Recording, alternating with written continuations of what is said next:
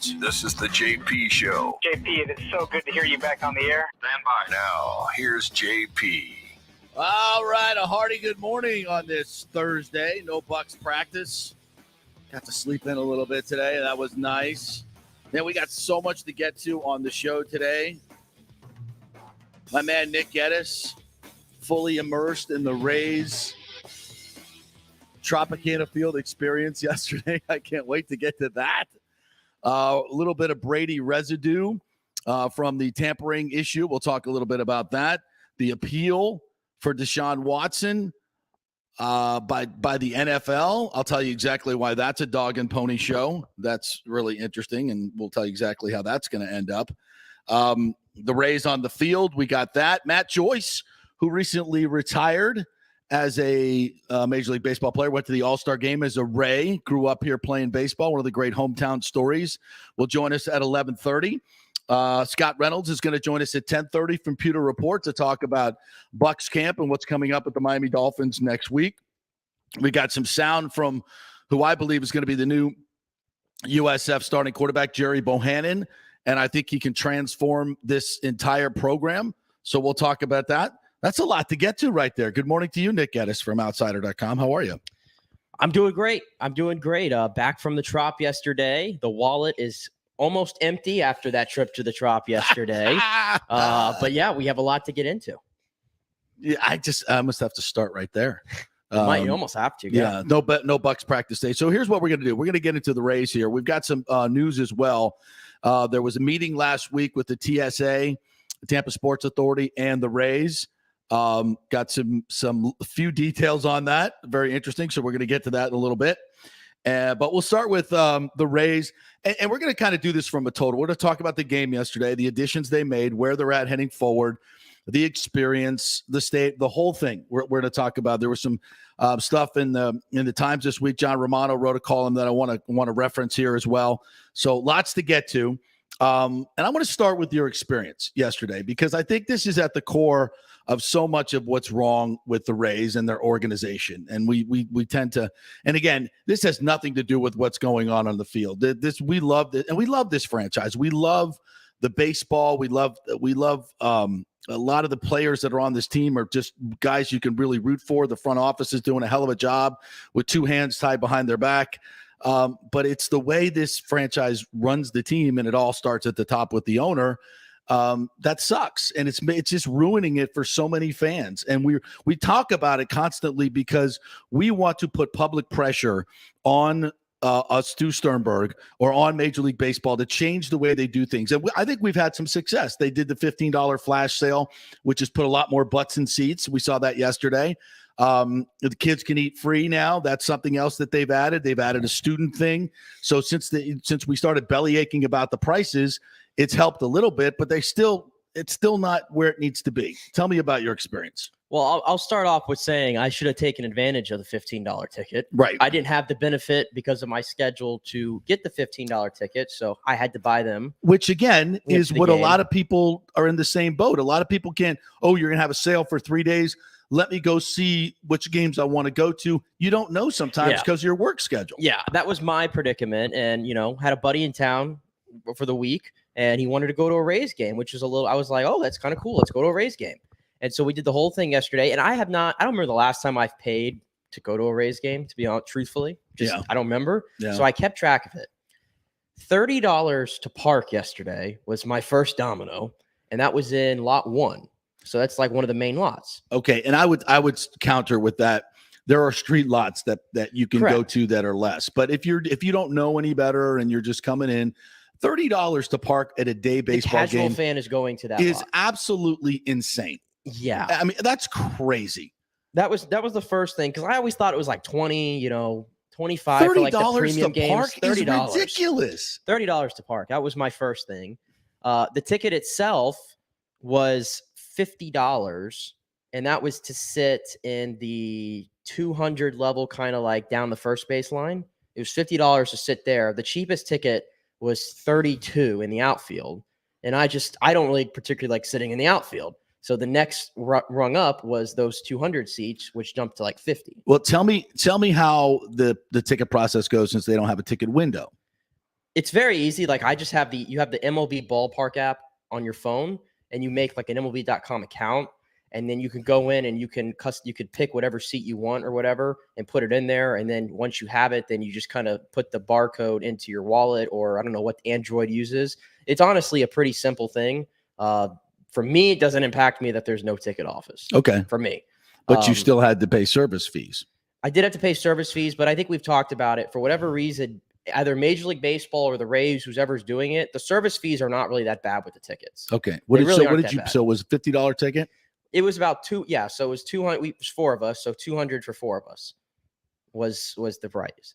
And then when you're there, obviously food, drink, it's lunch, it's noon. Right. It was $16 for chicken tenders. That was the first thing. Did you get fries with it? I think with fries. $16 for chicken Was tenders. Was it a name restaurant, or was it just no. concessions? Just a concessions. Your standard chicken tenders at a baseball game. This wasn't PDQ or anything like that at the Lightning. Right. And then a beer. This is what got me. A beer, which I was told on that graph, 2 weeks ago, was average, $5? That graph was just stupid. Okay. $16 for a beer. One beer. Before tip? One beer before tip. $16. Was it 30? It had to be like a 32-ounce draft. No. Ice cold from the draft. No. Far from it. And it was just a little Mick Ultra. It wasn't anything crazy. You paid $16 for a Mick Ultra? The beer options were Bud Light, Budweiser, and Mick Ultra. So not the greatest there. Okay. There are places there where you can go. There are other places IPAs, to go, $16 for a 16. Was it a 16-ounce Mick Ultra? Yeah, it was a 16-ounce, but still $16. I mean, that's crazy. That's crazy. Which their cost is about maybe 50 cents. And what got me, I picked it up in my hand and I'm like, this thing is barely cold. It's like this was a 12:10 start. It's like they put it in the fridge at 11 and it had like an hour to sit there and just kind of get a little chill. Was not even cold. That's not even drinkable. It was not a warm Mick Ultra. I did not drink all of it. I'd rather drink because it's a 16-ounce drink. Unless you're chugging here, I mean, you only have a short shelf life to deal with. But $16, you want to make it last a little bit. Yeah. So I gotta say, this is an awful story, but you're making a lot of bad choices here. But go ahead. Well, I could help you out a little bit, but go ahead. Well, that's kind of that's all I spent on yesterday at the Rays game. So there you go. That's my experience at the Rays game. So $50. $50 for the ticket, $30 for parking, $80, and $35 for a food and one beer. So $115. Yes, for a day game. For a day game, you got some tenders and some warm beer. Some salty tenders and a warm beer. Yeah. Wow. So I mean, so would you leave? And it was a good game. Yes. The Rays win. You're hanging out with your friends. So as you leave that experience, what is your overall feeling about how everything went? It's like, I got to come back. That was great. Let's grade it. You know, when I came back with the chicken tenders, there were people sitting in a row and they were like, "Oh, how much did those cost?" And I was like, $16. And then immediately he turned to his kid and he says, "Looks like you're getting a churro with no icing cup, or you're getting a pretzel with no cheese cup because they think they charge extra for those things." How were the tenders? They're not good. I mean, that's not even me trying to bang on the Rays. The study found that the Rays have like the 29th or the 30th ranked food of all the ballparks. Awful. I'm sure they've tried to upgrade it, but I'm not going to seek out. Well, they used to have a lot of restaurants come in. They tried that, but they were charging the restaurants so much money, nobody could make any money there. So it was just, again, a failed. They just do everything wrong. It was just all my friends. We said the same thing. It's like, what gives them the right to charge these prices for everything? Because you pay it. Because you have no option to pay it, I guess, if you want it. That's right. You want to go to a Rays game, this is what it's going to be. Yeah. But the point is, you're not going back. You're not doing that again. I don't think. I didn't think it was going to turn into over $100 day at the ballpark. No, I really and nor didn't. should it be. And truthfully, you may say I made some bad decisions, but I think what I did was probably what the casual fan probably ends up doing. It's the normal. If you're not really thinking about, ballpark hacks, I probably would have gone on the secondary market for my ticket. You may have found a better value those there. Convenience fees are higher on the secondary. That's true. Market. That's absolutely true. Chicken Master is much higher. But the bottom line is this: on a day game in the middle of summer, I thought a day game would be cheaper. Here's the deal: in a day game in the middle of summer, I'm gonna tell you what everybody else is doing. everybody else, you can walk up to the ballpark and probably get a package where you can get 2 tickets, a beer, the whole thing for probably $50. I mean, that's what I see all around the league. But if you're the Rays, you got to make this easy. Make it a walk-up special. Hey, we'll give you a $10 ticket, even if it's $25. We'll give you $25. You get an outfield ticket, a hot dog, a Coke, or a hot dog and a beer, and just make it a package deal, a walk-up special, and just make it so $25. You can go to the yard.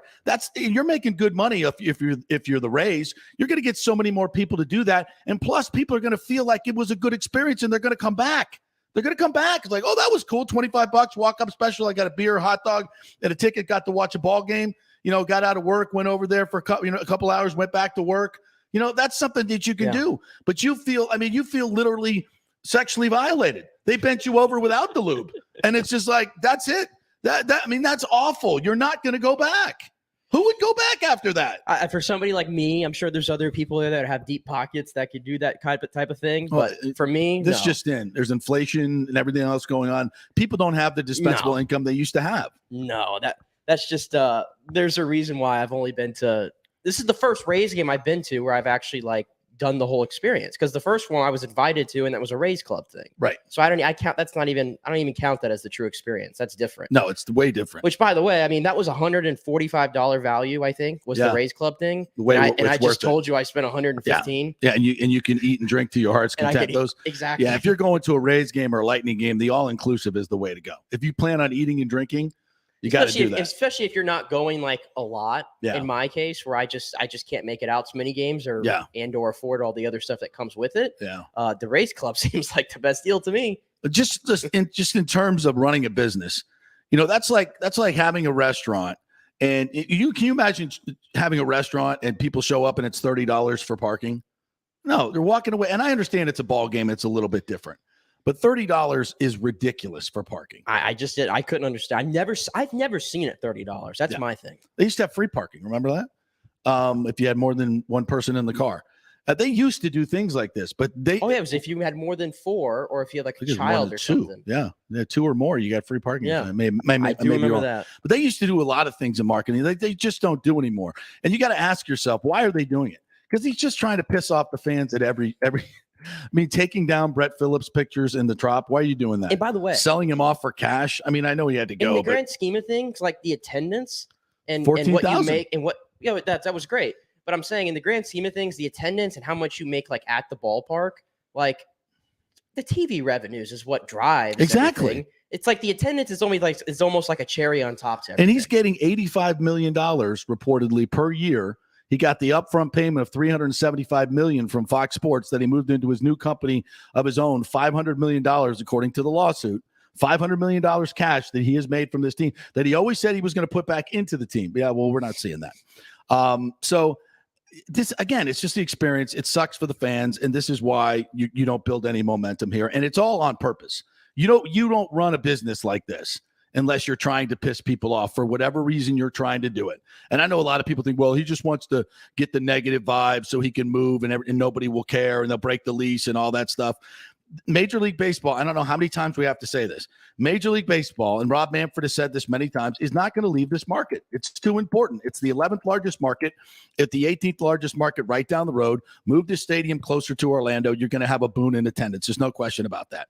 And I went back and forth with somebody on Twitter the other day, and I'm saying, look what the Padres are doing. Look what the Braves are doing. They're like, well, what's their attendance? What's their corporate support?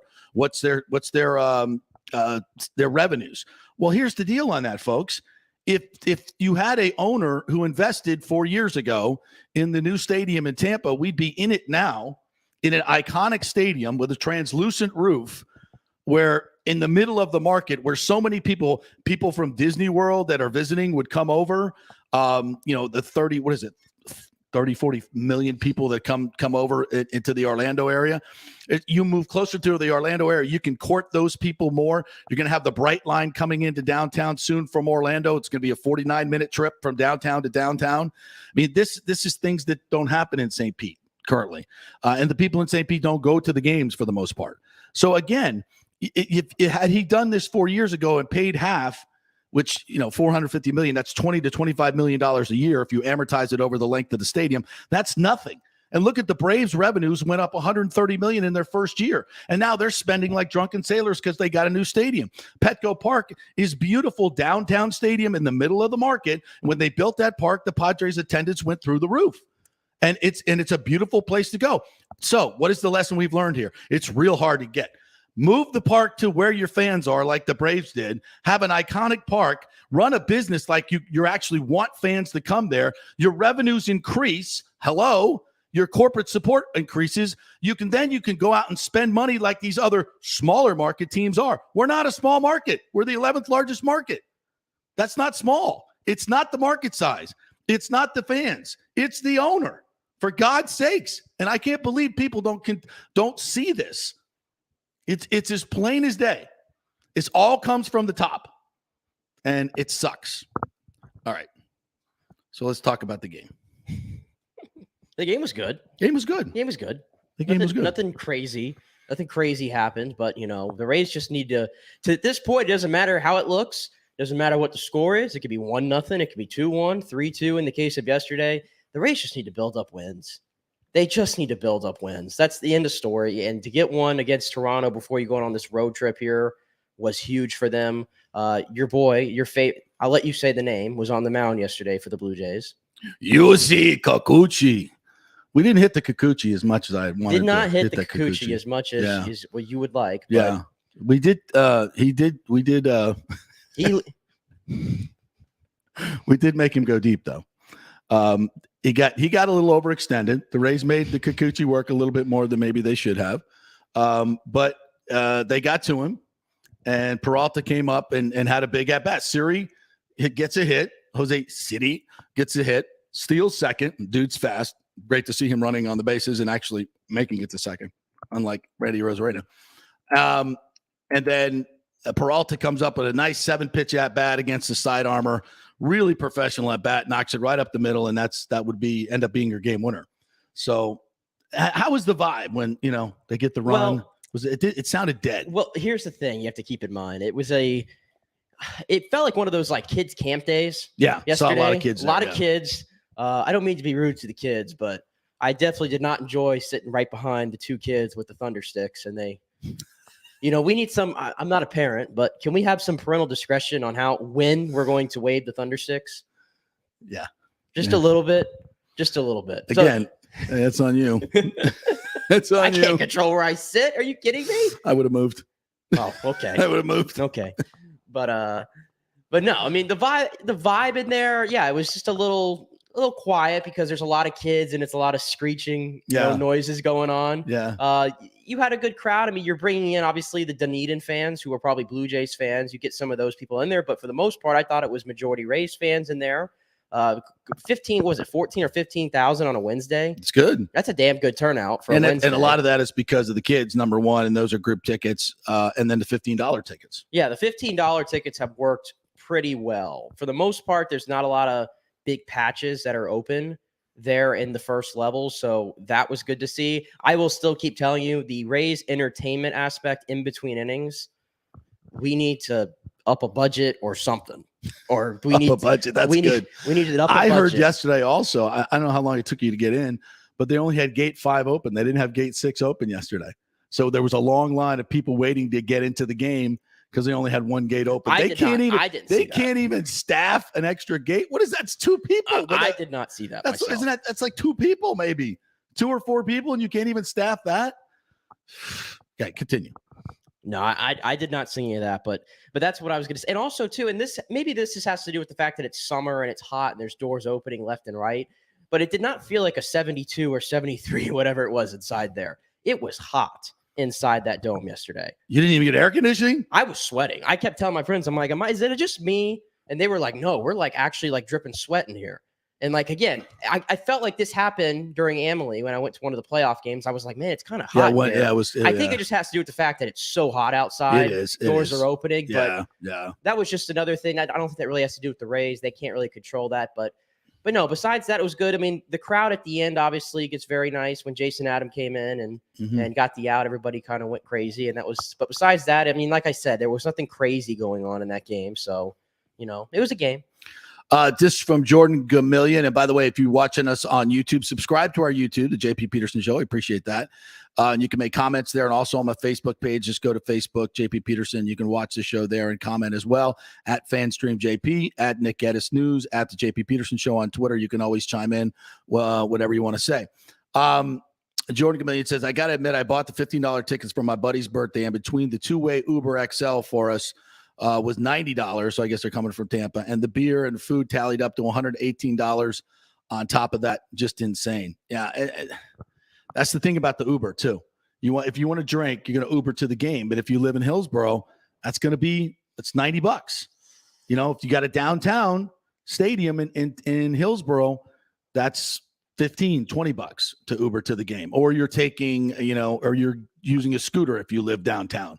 Or you're taking the trolley if you live downtown, or you're biking over if you live downtown. So there's a lot of different things that an urban stadium gives you in terms of transportation to the game, and don't have to park either.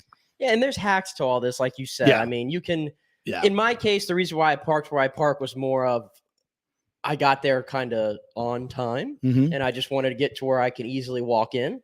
That's kind of where my parking predicament came in yesterday. Yeah. And then in regards to like food, I mean, everybody, you can eat before you go in or whatever. But once you're there, it's like you almost feel like you have to buy something to eat, right? Yeah. I mean, it's 9 innings. You want something else. I mean, let's just be honest. Nobody's like staring at the game the whole time. Staring at the game the whole time. I can't even sit in my seat. I got to walk around. I go out to center field and grab a beer. They have IPAs there, by the way.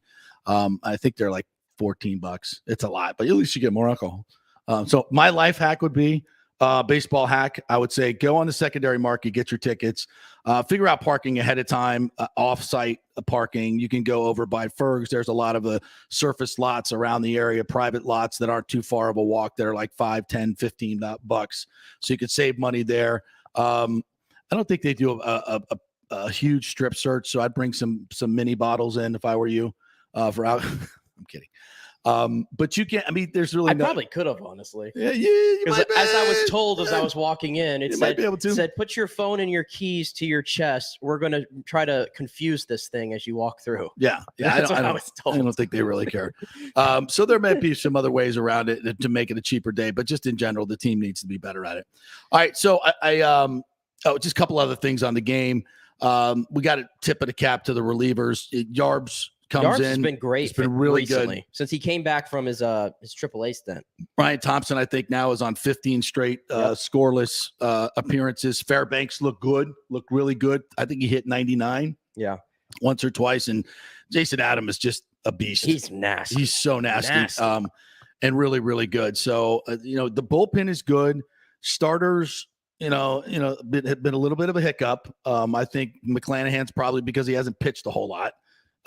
He's just kind of lost his edge a little bit because he went through that all-star thing, and then they pull him after 81, and they're already talking about his total innings. And well, you have to monitor it now, because if there's a velocity dip in defense, you have to monitor that. Yeah, because he's not pitching. There's a velocity to dip, me. That's why. Yeah, the velocity dip is because he hasn't pitched a lot. And the other thing about the lineup yesterday, David Peralta. I know he's not a big splash name, and I wish the Rays would have maybe done more, but he's a major league hitter. He's a professional hitter, which is a hell of a lot better than when he's up at the plate, you could tell he's got a major league approach to him.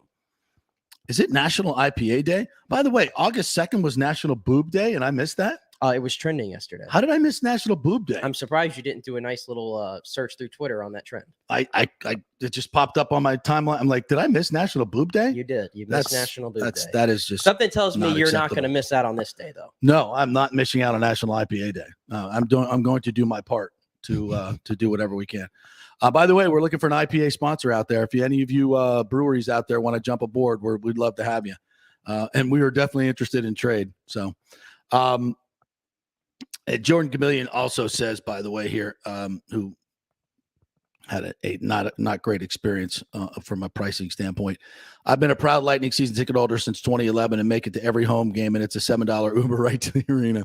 See, it's just there's so many reasons. All right, so that brings us to the TSA, Tampa Sports Authority, and the Rays. As we told you last week, they were going to have a meeting, and a lot of this stuff is very secret. There is not public meetings. Public minutes. You can't go do a FOIA request and ask for minutes of the meeting. It's all very, very private. but my sources tell me that things got very heated in the meeting, and that the TSA and the Rays are not seeing eye to eye right now. But I also know that the Rays are still very much focused on Hillsborough County. And as we had told you last week, that there seems to be some activity. I know Zach Blobner's gotten some messages to that account. I've gotten a couple of messages of people that are working on a project here in Hillsborough County that has to do with stadium, where they're planning on building a stadium, and they're prepping the land that they're buying. There's surveys going on. There's all types of things that have to happen when these large land purchases go through, and they're saying, hey, we think it's a stadium. So again, not confirmed in any way, shape, or form. This is just things that we're hearing. So my guess has been that we know this, that the Rays have asked Hillsborough County just how much money can you give us, and not be, tied to any part of the development. Like Stu wants to basically do something on his own or with a developer, and just wants to see how much Hillsborough County is going to throw at him. And Hillsborough County and the TSA is like, that's not the way we work. We have to be involved in the process. If we're going to give you money, we're going to have some skin in the game. That's the way it should work. I mean, if you're giving away $300 million in public money, you should have some skin in the game. You should get some more. You're not just going to let Stu go do his own thing and shut out the county or the city from getting any benefits, any revenue benefits whatsoever, having access to the stadium for events and things like that, if you're going to put up $300 million. And of course, the Rays want to do everything their own way, probably. And again, this is all kind of conjecture on my part. I'm not reporting this, but this is just kind of the feel I get for what's happening right now.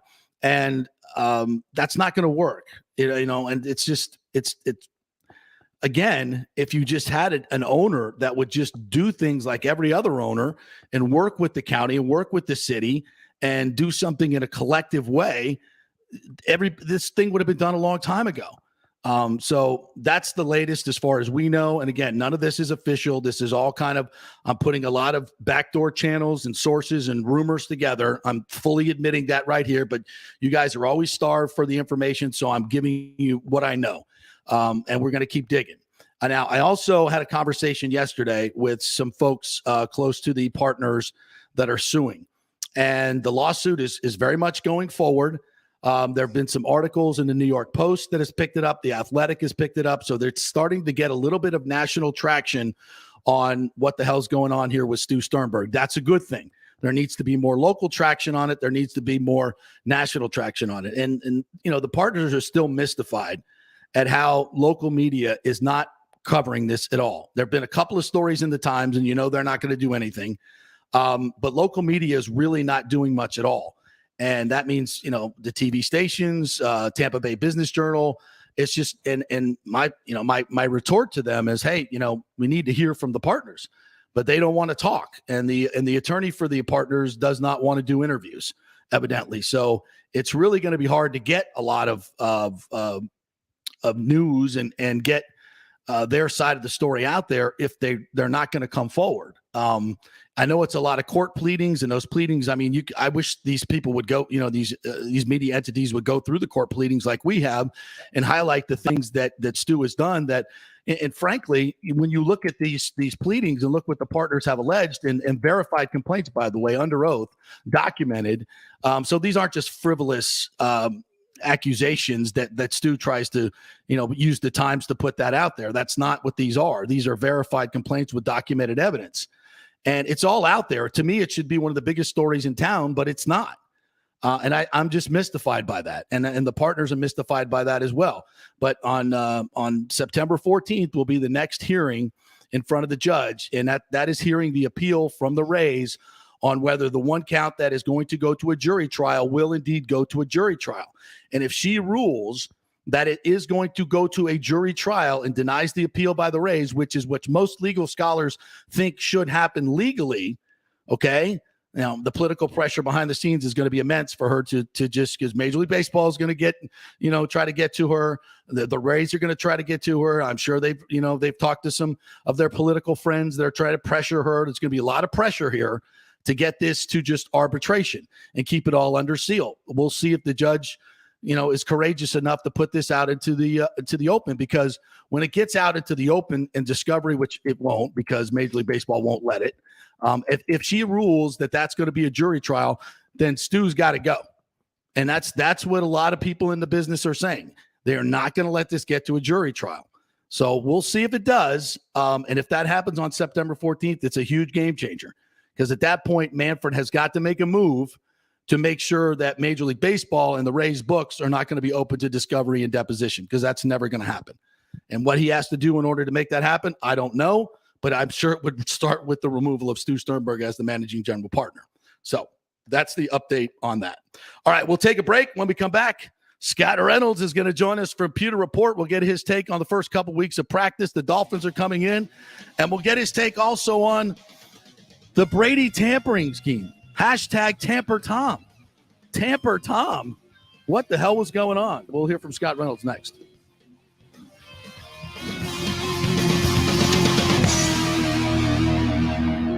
The world economy is in chaos, and mortgage rates are going to go higher in the next few months. Meanwhile, home values are up 24% in some neighborhoods of Tampa Bay.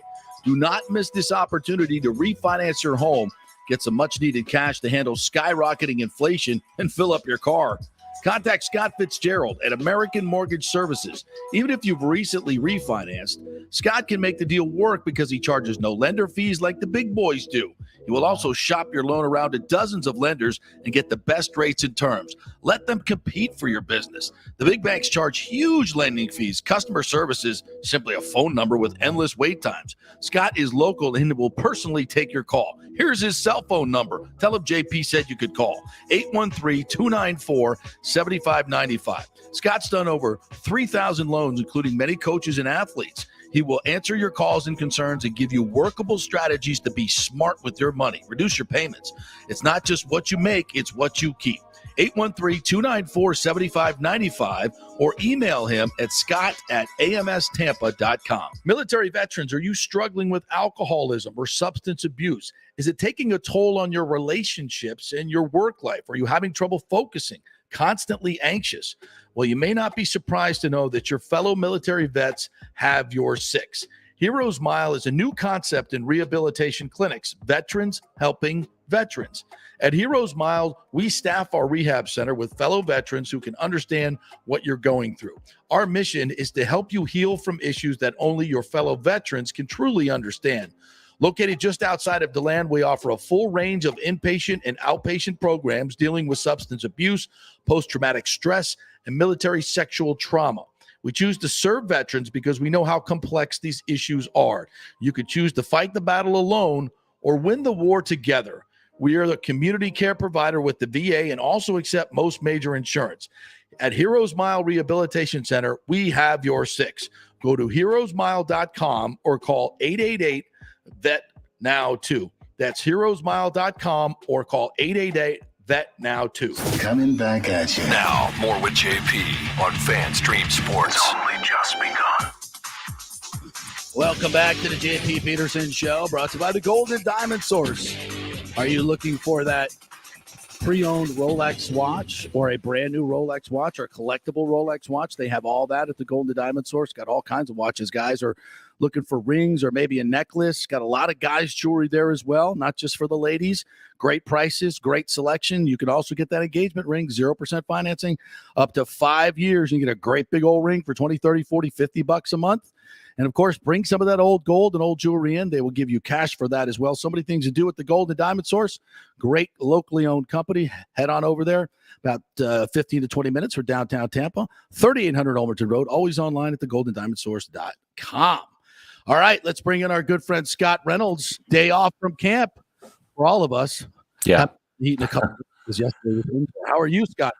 I'm doing good. I enjoyed sleeping in until 7 this morning rather than staying up at 5 or 5:30 to make the trek down to the practice facility. So yeah, I'm enjoying the day off. The Buccaneers, they're going to have today off as well. Then they're going to have 3 practices, then another day off. Todd Bolus's practices, JP, have been going long. They've been 2.5 hours, sometimes a little over that. So I think he's getting a lot of work in and saying, hey, while we're out here, we might as well work and get it done. And then, have some planned rest days, but it seems like the practices were a little shorter under Bruce Arians. He would kind of cut off a period and, maybe 2 hours, 2 hours and 15 minutes. I think they're getting more work done in fewer days. Yeah, I would agree with that. No question. I mean, I have to bug out at like 9:30, so I don't get a chance to see everything you guys are seeing. But yeah, it seems like they are going a little bit longer. And any other differences that you're seeing? You think more contact, less contact? Any other differences? Because I don't see much different from the part that I see.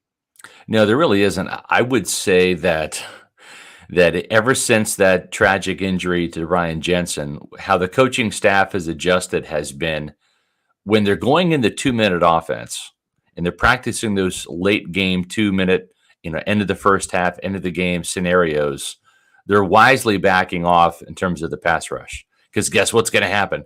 The Bucs are going to throw the ball, right? It's no surprise.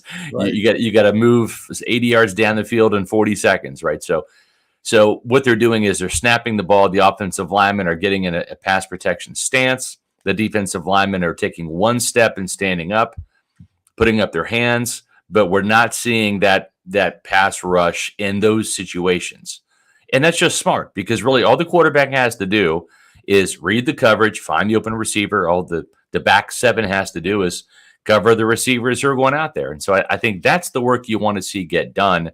They're doing plenty of contact and pass rush and pass protection stuff in 11-on-11 periods that aren't designed for 2 minutes, in 7-on-7 periods, which are really run periods. So they're getting the work done. All right. So I want to ask you about the revelations this week about Tom Brady.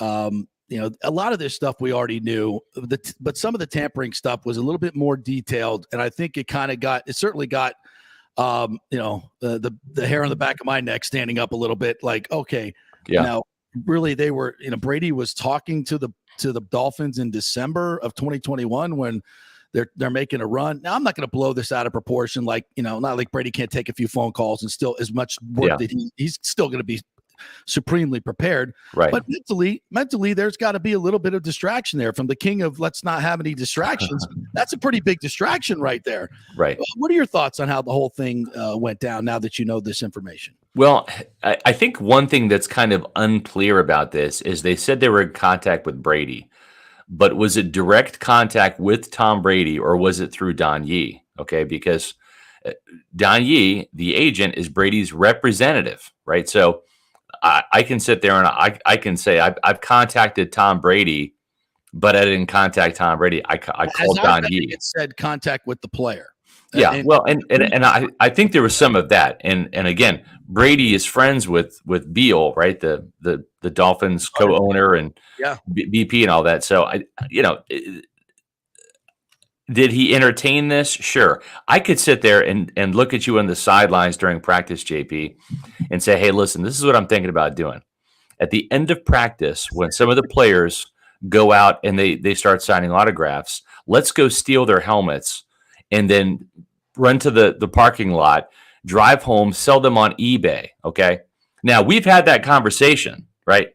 Do you want any part of that? No, you don't. No. But technically, we had that conversation. So I think having a conversation and then having the intent to do something can be, and maybe in this case, are two different things. So we don't know what Brady's true intentions are, how tempted he was in all of this. But were there discussions? Sure, you can listen, right? Like, I mean, I can go down to the car dealership and we can have a conversation about me buying a car. You can show me the car, I can test drive it. Doesn't mean that I'm going to buy it. What happens when I show up at the dealership right after the season and retire? Point being. So now that we know that, and then we get the retirement that seemed hastily done. Yeah. And everybody was like, why are you retiring now? You just led the league in passing. This does not work. And now we know that the full court press was on to get him to Miami. He's obviously under contract. To me, it just confirms that the whole retirement was a scheme. It was a scheme to get out of the Bucs contract, let the Bucs move on, go get some draft pick compensation, pay another quarterback, and then come back and say, you know what? I think I do want to play, but you guys have moved on. So would you take a 5th round pick and I'm going to go to Miami? No. Yeah. We've talked about that, and this certainly leads more credence to that theory. It does. There's no doubt.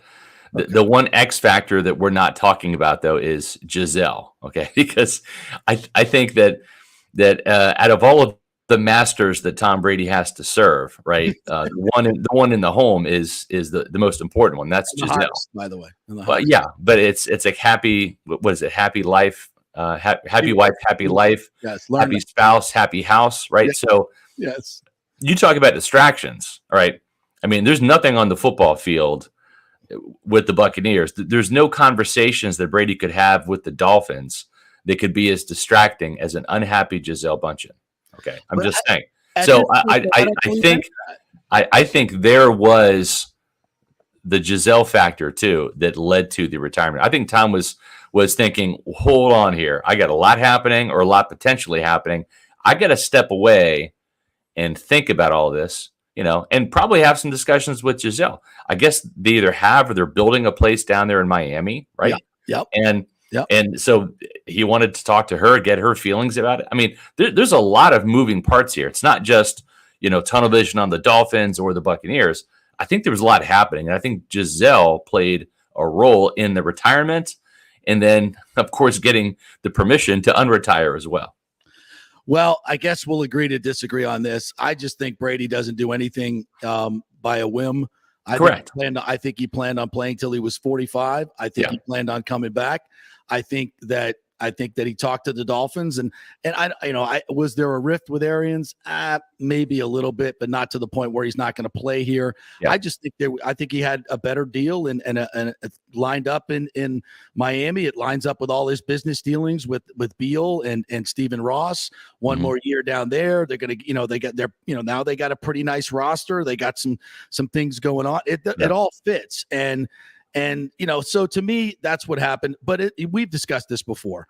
Bottom line is the Bucs. This further solidifies the Bucs did their homework and they played it perfectly. They played it perfectly. And he's here now. Yeah. He's not going anywhere. Yeah. It's time to go play football. But I think this puts a further little bit of stain on his legacy. He's just a guy that just doesn't want to play by the rules that maybe everybody else has to play by the rules. And what? I kind of like that as my quarterback. I want you to go into the gray area, do everything you can to win. You want to deflate the footballs a little bit. You know what? You're not going to get caught. Go do it. I want you to do everything to win in the gray area. Do I want you to make major cheating? No, I don't want you to cheat like that. But yeah. If you listen, Tom Brady's the GOAT, right? And Buccaneer fans are happy to have him. You look at training camp and everyone's wearing, if it's not a 13 jersey, it's a 12 jersey, right? There's just, we love the fact that Tom Brady chose the Buccaneers in 2020 to be part of his legacy as well. He's always going to be a Patriot. He spent 20 years up there, won the vast majority of his games and Super Bowls up there. So yeah, it's like, the Buccaneers are, in this case, the redheaded stepchild, but still part of the family. So not a bad gig. But will Tom Brady have the same type of love and adoration as some homegrown Buccaneers, guys like Mike Allstott and Derek Brooks and Warren Sapp and John Lynch? I don't think that he'll ever get there. I think fans are super thrilled that he's here. But again, when you're a free agent, whether you're as beloved as Simeon Rice or a guy that really just kind of came across as a hired gun like Jeff Garcia, right?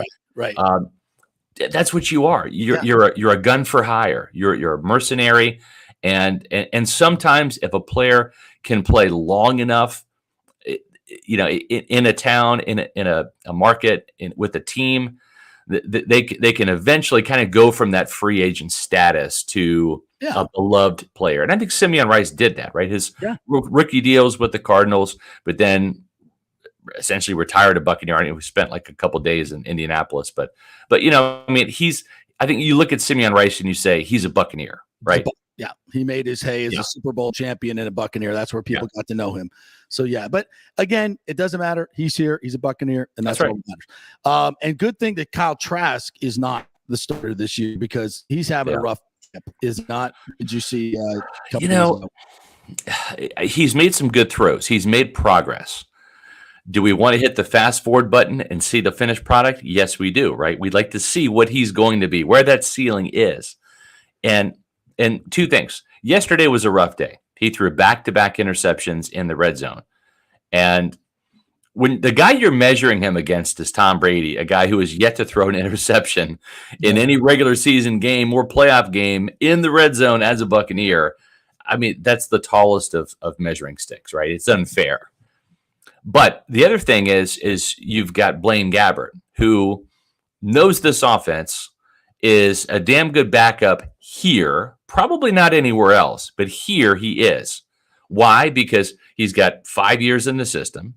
He's got a bunch of people around him to make him look better than he is. Right. I mean, we're throwing the ball, even yesterday, he's throwing the ball to Russell Gage, Tyler Johnson, Scotty Miller. You know, that wasn't bad, right? I mean, it gets better when you add in Julio Jones and Mike Evans and Chris Godwin, but they had the day off. But my point is Blaine is a really good measuring stick for Kyle Trask. Kyle Trask, with his second-round draft pedigree, should be at the level or better than Kyle Trask by the end of the preseason. He should be there. If he's not, if he can't beat out Blaine Gabbert for the number 2 job this year, then I'm not saying it's over for him. I'm not saying it's done. I'm not saying he's not part of the mix in 2023. Yeah. But what it tells Jason Light and ultimately Todd Bowles is he's not going to be the guy. He might be a guy, but we need to find another guy to compete with him to not put all of our eggs in the Kyle Trask basket. And I think that's the wise thing to do. We'll see how it happens. When you add up all the preseason snaps, and Brady apparently is not going to play in the preseason opener, so you're going to have more reps for Kyle Trask than Blaine Gabbert and Tom Brady combined, and that's a good thing. I want that. Yeah, he's going to get a ton of reps in these joint practices next week against the Dolphins and then against the Titans, and I want that too. So they're rolling out the red carpet, giving him every opportunity to be the number 2 quarterback this year. He's got to earn it. And trust me, Todd Bowles was a part of this team in 2019 when Jameis Winston threw for 5,000 yards, 33 touchdowns, but 30 interceptions, including an NFL record 7 pick sixes.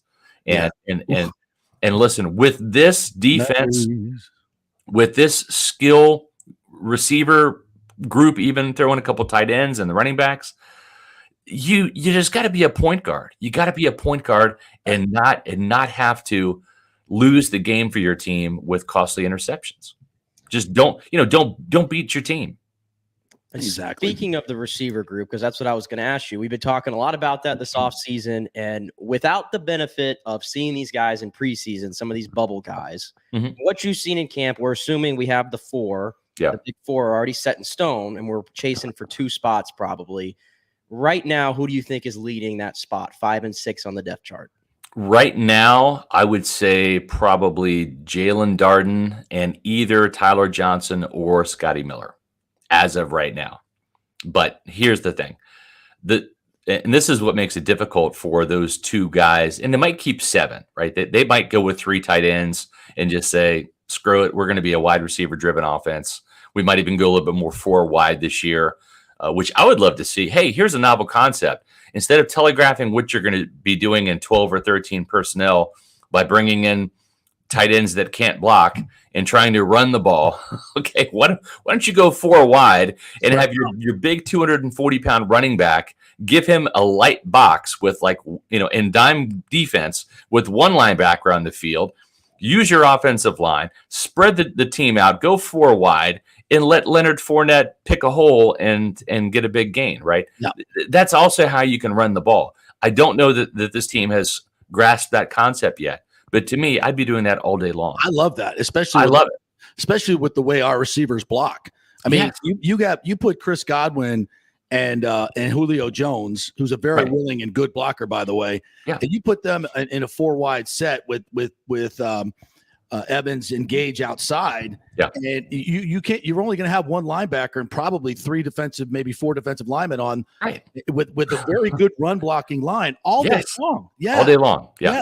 I'd love to see more of it. We haven't seen it. But that's just a theory. So to answer your question, it's going to come down to special teams because those top 4 guys, Evans, Godwin, Gage, and Jones, are not going to be playing special teams, and wisely so.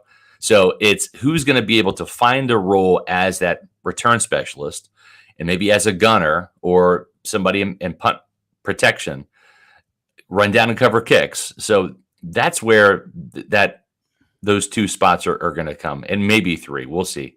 But it's all going to come down to the preseason. It's how you perform under the lights. And so everything now is just building to these joint practices in the preseason games.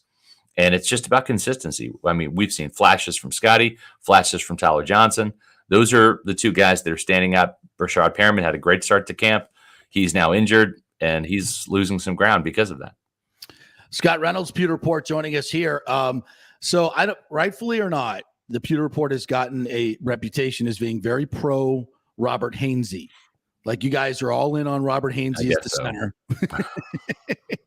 I'm in the news.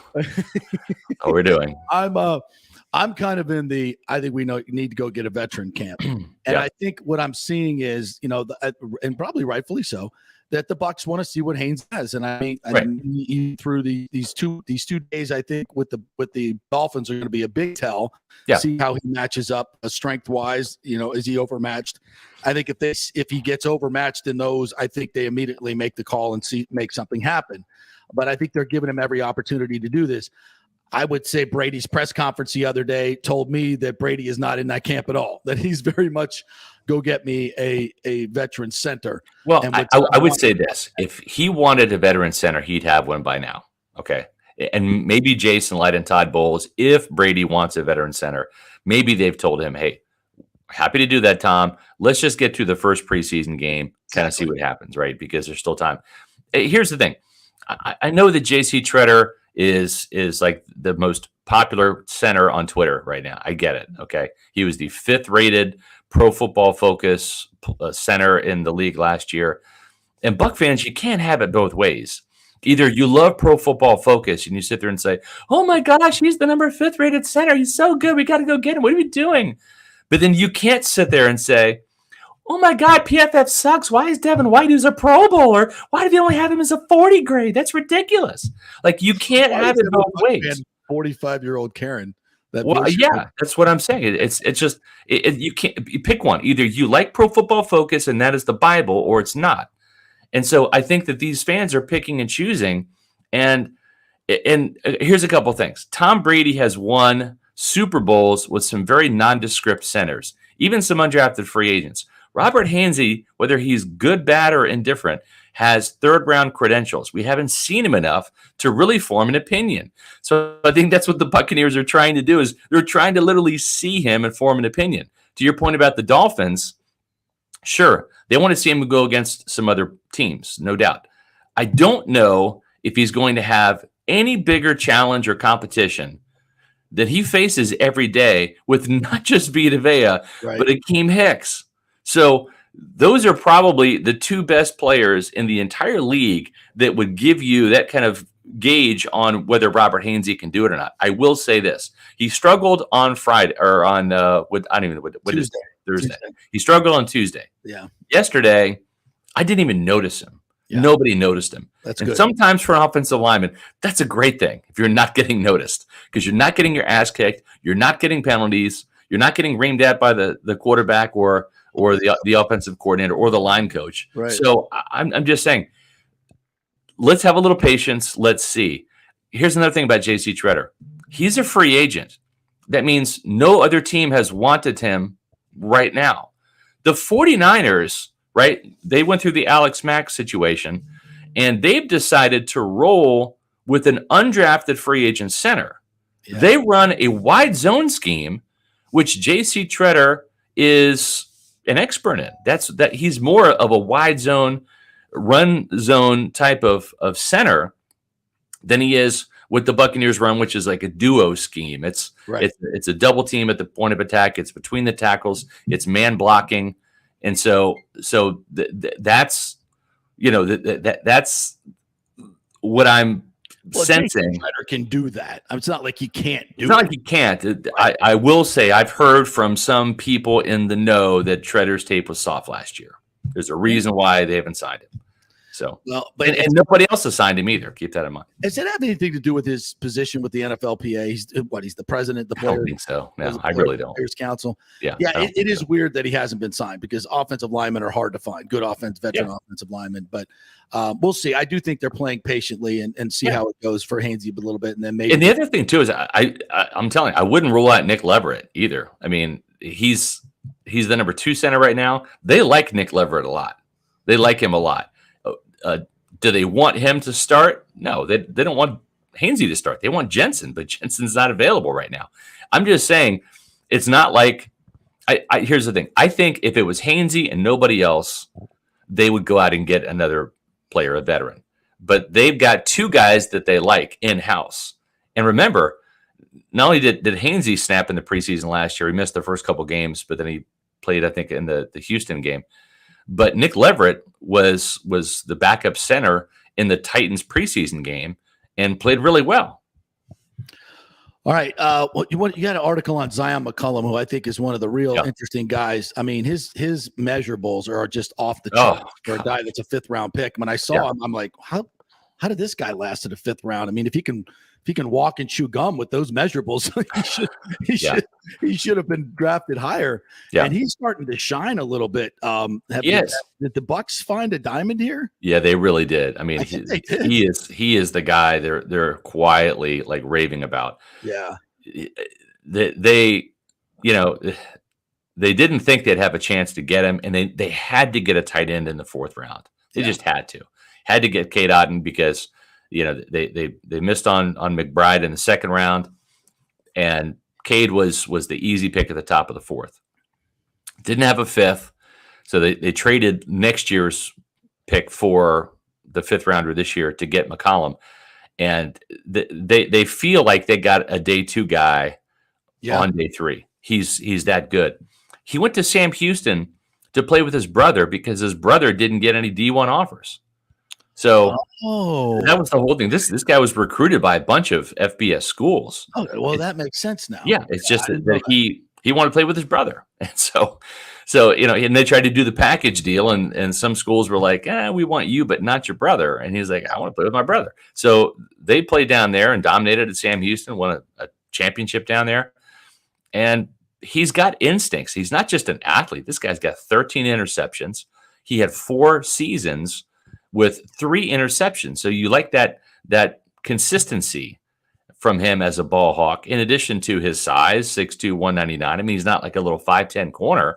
That's blazing fast and can jump out of the gym. Yeah. He's the total package, man. And I'm going to tell you this right now, and you can save this for later.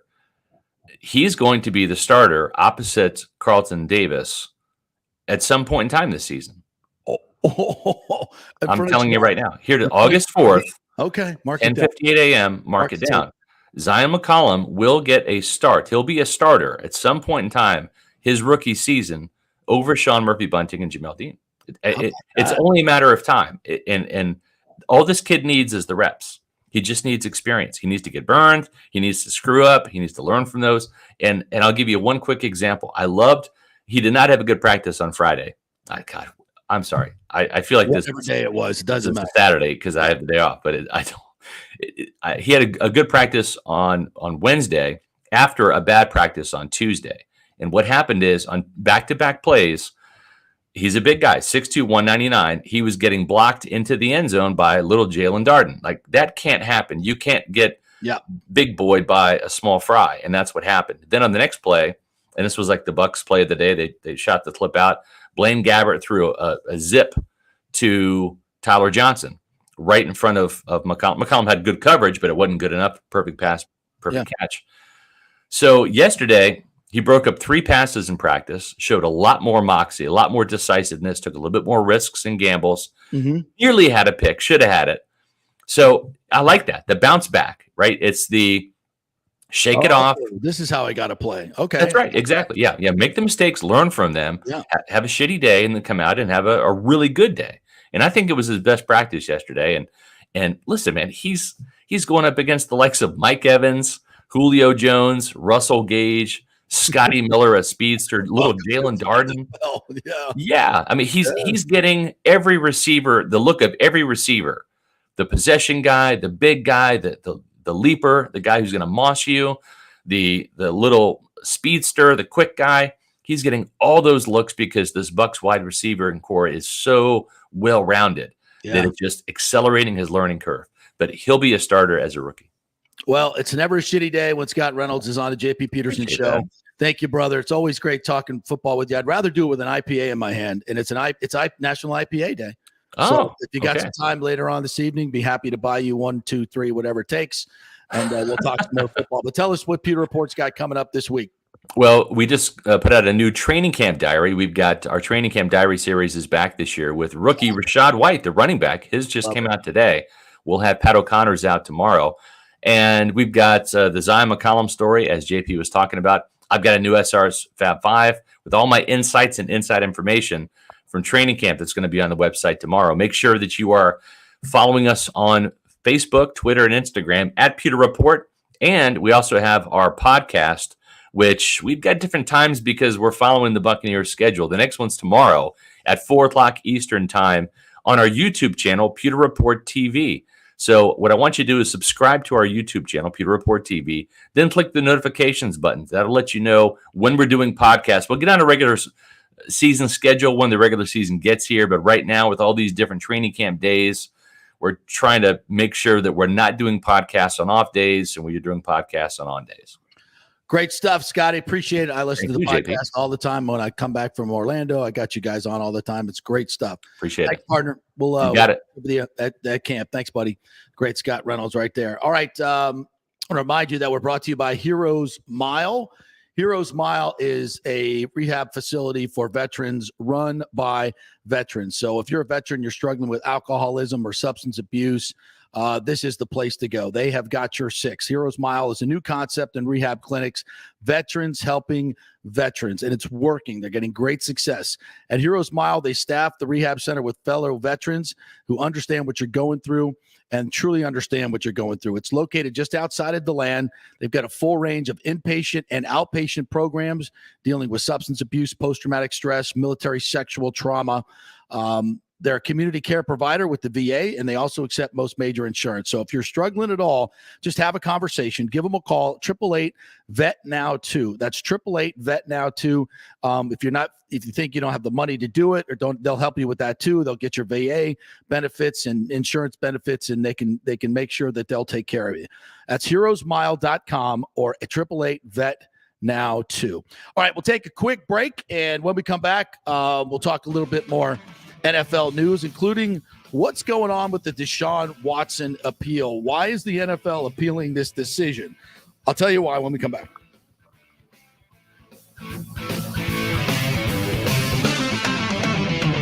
Cryptocurrency is all the rage today. The market cap for the industry is now over $1 trillion. And you read about people making millions of dollars, right?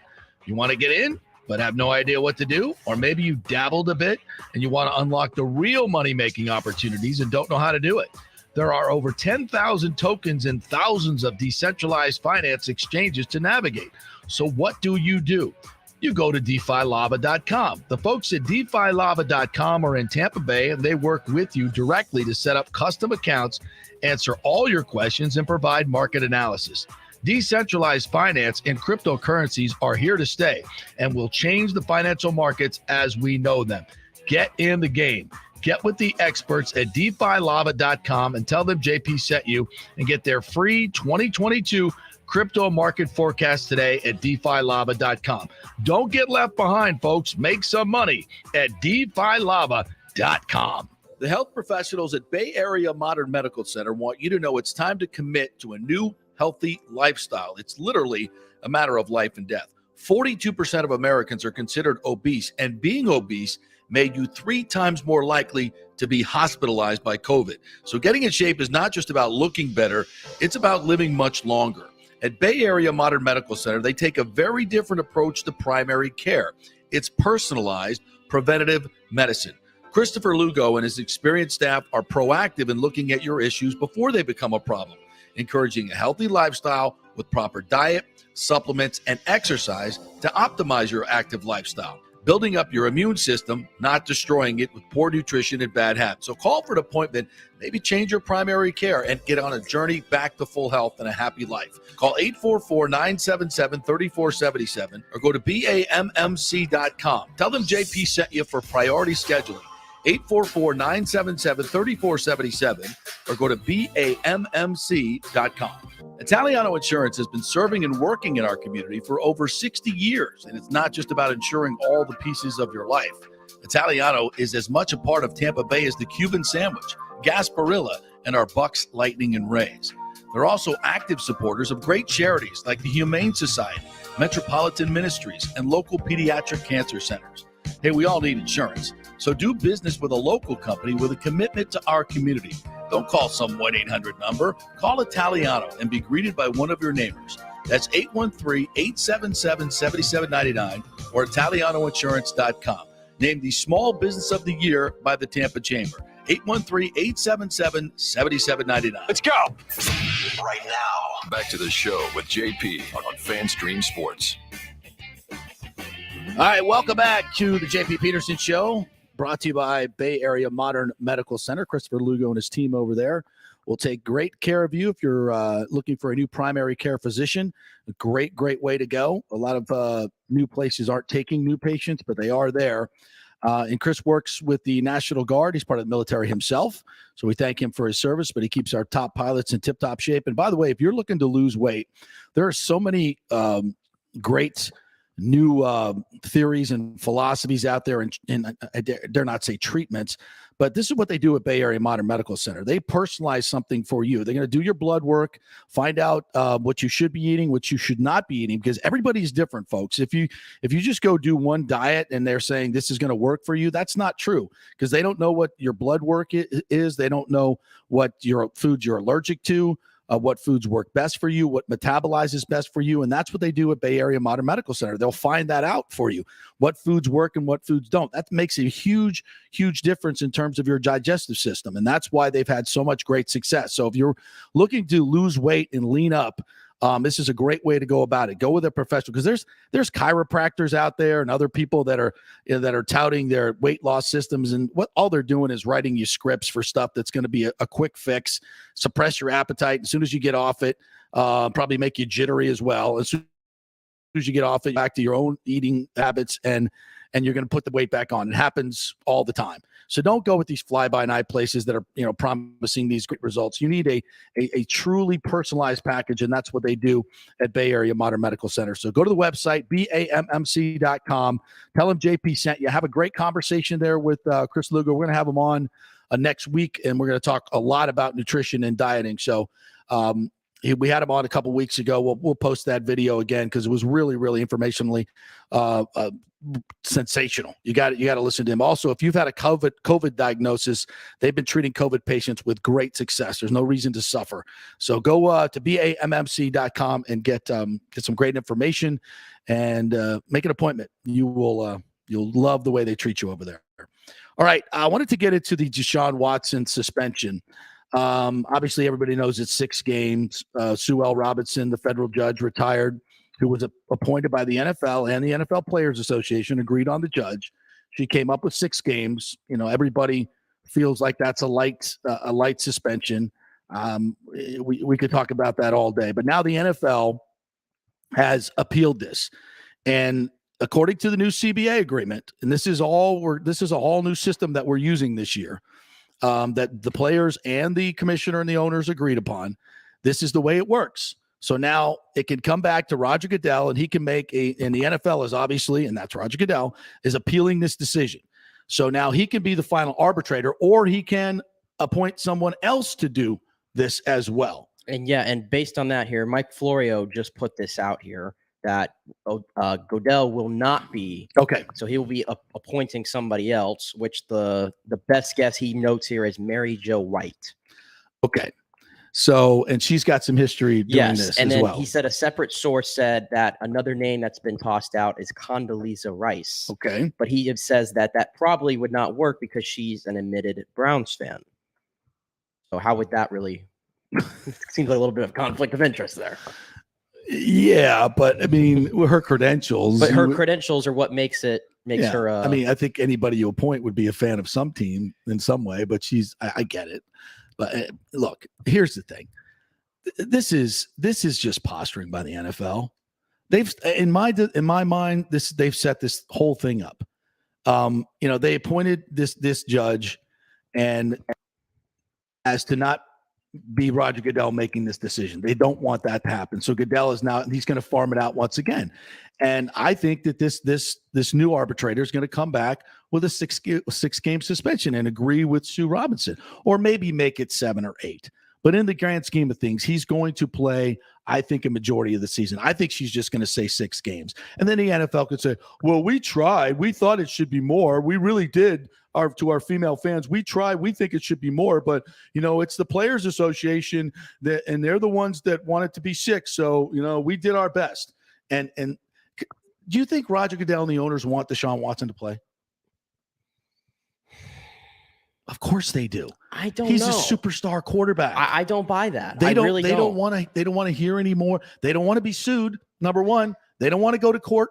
And there's a chance if the NFLPA sues, they could get a temporary injunction and he could be playing week 1. Listen, I just don't think they want this to be a story anymore. Well, then why did they appeal it? And if he's playing, it's always going to be a story. They appealed. No, I think at some point it goes away. But the thing here to keep in mind is, like, they can appeal it here, as they're going to do, and seek the year-long or the indefinite suspension, whatever they want it to be. But as far as I know, the NFLPA can sue. Right. And once that happens, I believe – my memory right now is not serving me correct, but there was one of these Tom Brady scandals. There's many to choose from. One of these scandals, I think this happened, right, where he was suspended. I think it was for the next season, and then the NFLPA, I think, sued on his behalf and ended up playing the whole season, and then he got the suspension for the following season. I believe that's right. I can't remember if it was Spygate, Deflategate, which one it was, but it was one of the two. So that could end up happening here. And the scenario then is Deshaun Watson's going to end up playing the entire year. Right. And this is just going to be curtailed again. But I don't know if the NFL won. And now the thing is, like, during the season, is anybody really going to be talking about this that much when there's everything going on? Not when he starts playing. Maybe not, but the questions are always going to be coming at him. We saw that. What is it? Kareem Hunt, the video we had. Yes. Anybody still talk about that? Rarely. No, but I think it's a little different in that case because this is a star quarterback who just got the biggest contract in NFL history. Ben Roethlisberger. Did we talk a lot about it after the 4-game suspension or whatever he did? No, not for the most part. No. I don't remember that as much. Yeah, once the guys start playing and they've done their punishment, nobody talks about it. Nobody, unless they're talking about the subject of domestic abuse comes up, and then they'll bring up the Roethlisberger thing. So look, the NFL wants this over.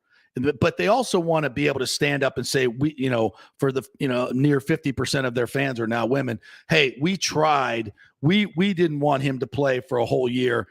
He's already sat out a year. So they're going to be able to say that we tried to have a longer suspension, but the NFLPA and the 2 arbitrators ruled against us. So we're just not going to belabor it anymore. We're just going to move on. So it gives them cover from a PR standpoint, because this is all PR, folks.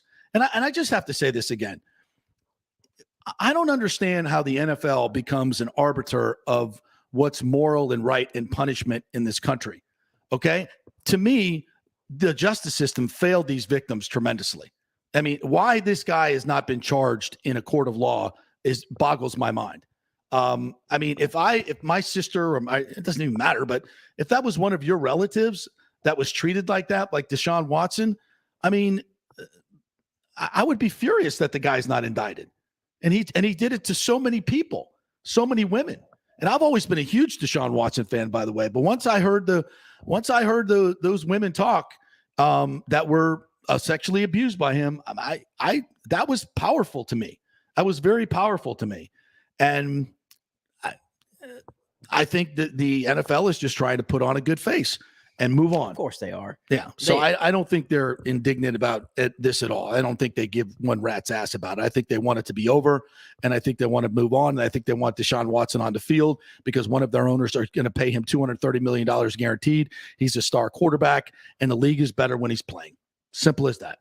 I mean, personal thoughts on Deshaun Watson, though, it's like, he continues. I mean, I heard Adam Schefter, and he has a direct line, I think, to Watson's camp. And, he continues to say this whole song and dance of, I don't feel like I did anything wrong. I feel like I'm complete. That's disgusting. It's tone deaf to me. That's disgusting. I don't know who's advising him to say these things. And I guess, did you see the video yesterday of him at practice, and you have parents walking your kids up to get autographs from this guy? I'm not that's everybody's got their deal with your own thing. But to me, watching those videos, it's just odd. It's weird. It's weird. It's odd. It's all those words. And I hate to have a personal stake in this whole thing because the guy hasn't been charged criminally at all. But, if you listen to the victim's testimonies and you watch the body language, to me, it tells you everything you need to know. And the evidence is out there. What was it? 66 massage therapists in 17 months. It's not normal. I think it was 30, but 66 60 counts. something. Yeah. That's just not normal behavior. No, it's regardless. not. And you can't tell me that you didn't do anything wrong. I don't know. I hate to put my personal feeling on Deshaun Watson, but it's hard not to. And I've always been one of his biggest fans. But I clearly didn't know this was going on behind the scenes. So I just don't think I don't think the NFL really cares, to be quite honest. I think this is all just a dog and pony show. And again, people can yell and scream at the NFL for letting this guy play, but where's the justice system? Where's that? And that just is crazy to me. All right, we have breaking news regarding Brittany Griner. Is this true? Yeah. So still, it's all kind of trickling in, but it looks like a Russian prosecutor is suggested to get her 9.5 years in Russian prison and just an oddly specific number, $16,500 fine. I don't really know what that does, but the prison sentence that's more important here. This is pretty consistent with what Russian law and what they've done in the past. And it sucks for Brittany Griner. It really does. But I just, you go into another country and you ignore their laws, especially when it comes to drugs. And, the irony of the whole thing is that, she's one of the ones that would not stand for the national anthem. She's been she's even wearing a Black Lives Matter jacket in some of the video of her over there, which, again, that is for the Marxist group that has advocated basically the overthrow of our constitutional democracy. So it's ironic that she's facing an autocratic government very much the way that she would, she could do these things in America, and she has freedom to do so. And she's finding out in a very tough way that it's not like that in other places. And you have to abide by their laws when you're traveling to their country. And the idea that we're going to trade one of the most dangerous terrorists in the world for a woman that plays professional basketball, and of course a fellow Marine in Mr. Whalen, a former Marine. And so at least that would be, in my mind, someone that has risked their life for our country, a little bit more of a fair trade. But the idea of even putting that person back on the streets, the angel of death, who has been responsible for killing American servicemen and thousands, if not millions of people around the world, who clearly has shown the proclivity to arm dangerous terrorist groups and kill more people. So we're going to let this guy back out on the streets to kill more people to get that, to me, just doesn't seem like something we should be doing as a nation. Well, you have to look at it too. I mean, public pressure is a real thing. It is. And you look at the host of, so is the security of our nation. Okay, but I'm telling you, and the world. I got that. But yeah. I understand what you're saying. But you know what I mean. Yeah, absolutely. When LeBron James says something, it moves the needle. No question, it moves the needle. Well, we're not a serious country if we're doing things like that. Well, I'm just telling you what's going on. And you're absolutely right. When he says something, calling for her to come back, it moves the needle. When the ESPYs, which is, I don't know how many people really watch the ESPYs. Nobody. I did, but I don't know how serious that is. But when you have every single athlete going up there and saying it, and ESPN and Disney and all these big corporations that are putting pressure and asking, and actors and actresses and celebrities, the whole charade of everybody, when everybody's putting pressure like that, when everybody's sending letters into the Biden administration, when Griner is herself, you feel like you have, and honestly too, like you got to have some sort of empathy here. Of course I do. You have to, absolutely. and that's why I don't really. It's awful that like she's you mentioned. Yeah, it's like awful. you mentioned the kneeling for the anthem and all that. Horrible. I don't think that stuff really has to do with any of it. Well, it shouldn't have anything to do because this country gives her the freedom to do those things. Right, absolutely. So it's not like she went against this country or anything. I think we have a different. I think like we've evolved in that opinion of people. I've always said they have the right to do it, but I'm just saying it's ironic that she's learning a very hard lesson about what real freedom is. Perhaps. And LeBron's words about I wouldn't want to come back home if I were her. That again, I can't get there with his comments. Exactly. Think about that for a second. I can't get there with those comments. I want to make sure you understand. I'm very empathetic. I wish we could get her back, but we shouldn't be giving up one of the most dangerous terrorists in the world to do so. Do whatever we can to get her back. Absolutely. But I don't think that's a good idea. Yeah. To me though, I think it's more of a lesson to show you how grateful we are really to be here. The fact that something so minor, in my opinion, like that is going to constitute a 9.5 year prison stay. And what Joe Rogan said on his Joe Rogan said as well. And I know Joe Rogan for a lot of people is not the person y'all want to hear things from, but I think he made a great point. It's like he said that, I don't think anybody should be jailed for weed. It's stupid. And I agree for that, by the way. 100%. But the flip side of this is there's thousands of people in this country that have been jailed and imprisoned for years.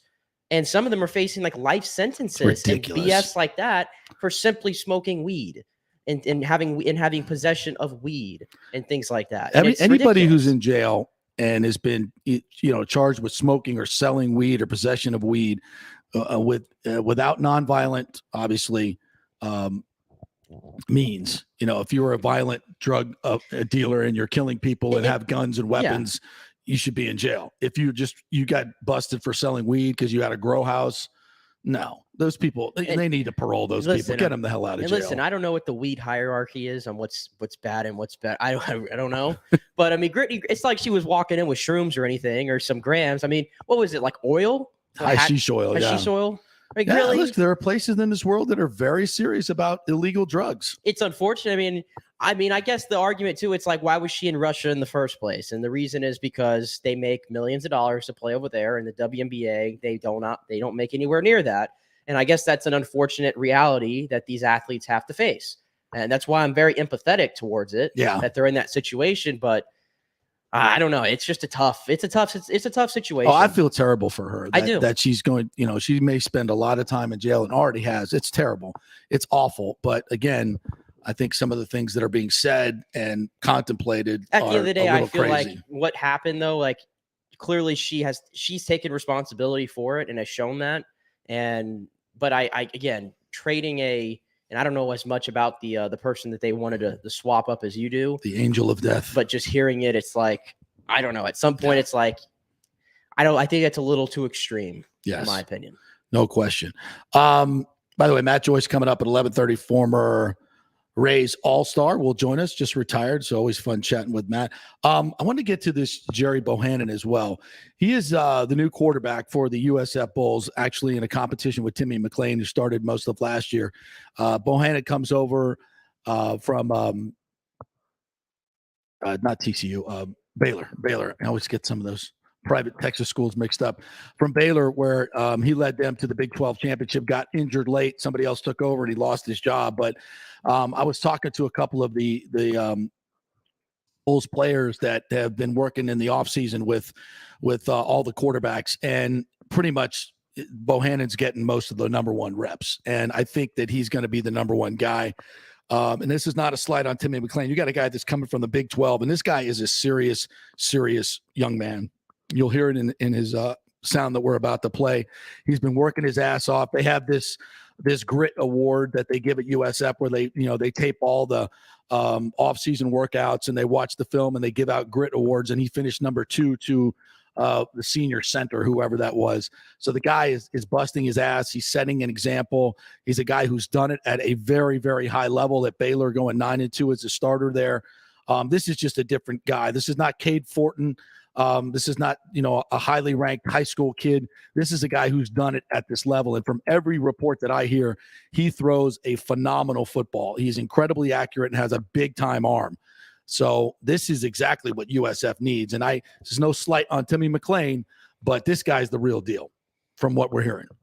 No, I mean, we've been over it. The USF has to win football games, and that's what Gary Bohannon was brought in here to do, was to win football games, because like we said, you don't win 10 games in the Big 12 by accident. No. You just don't do it, and you definitely don't do it on a team that before had one of their worst seasons ever, and that's what Gary Bohannon was able to do. And as I cue up his audio here, I listened to some of it, and he just comes off as a very impressive young man who genuinely wants to be here. Mm-hmm. And I think from where USF is the past few years, having people who want to play here cannot overstate how important that is. So here is a little bit of Gary Bohannon yesterday at USF Media Day.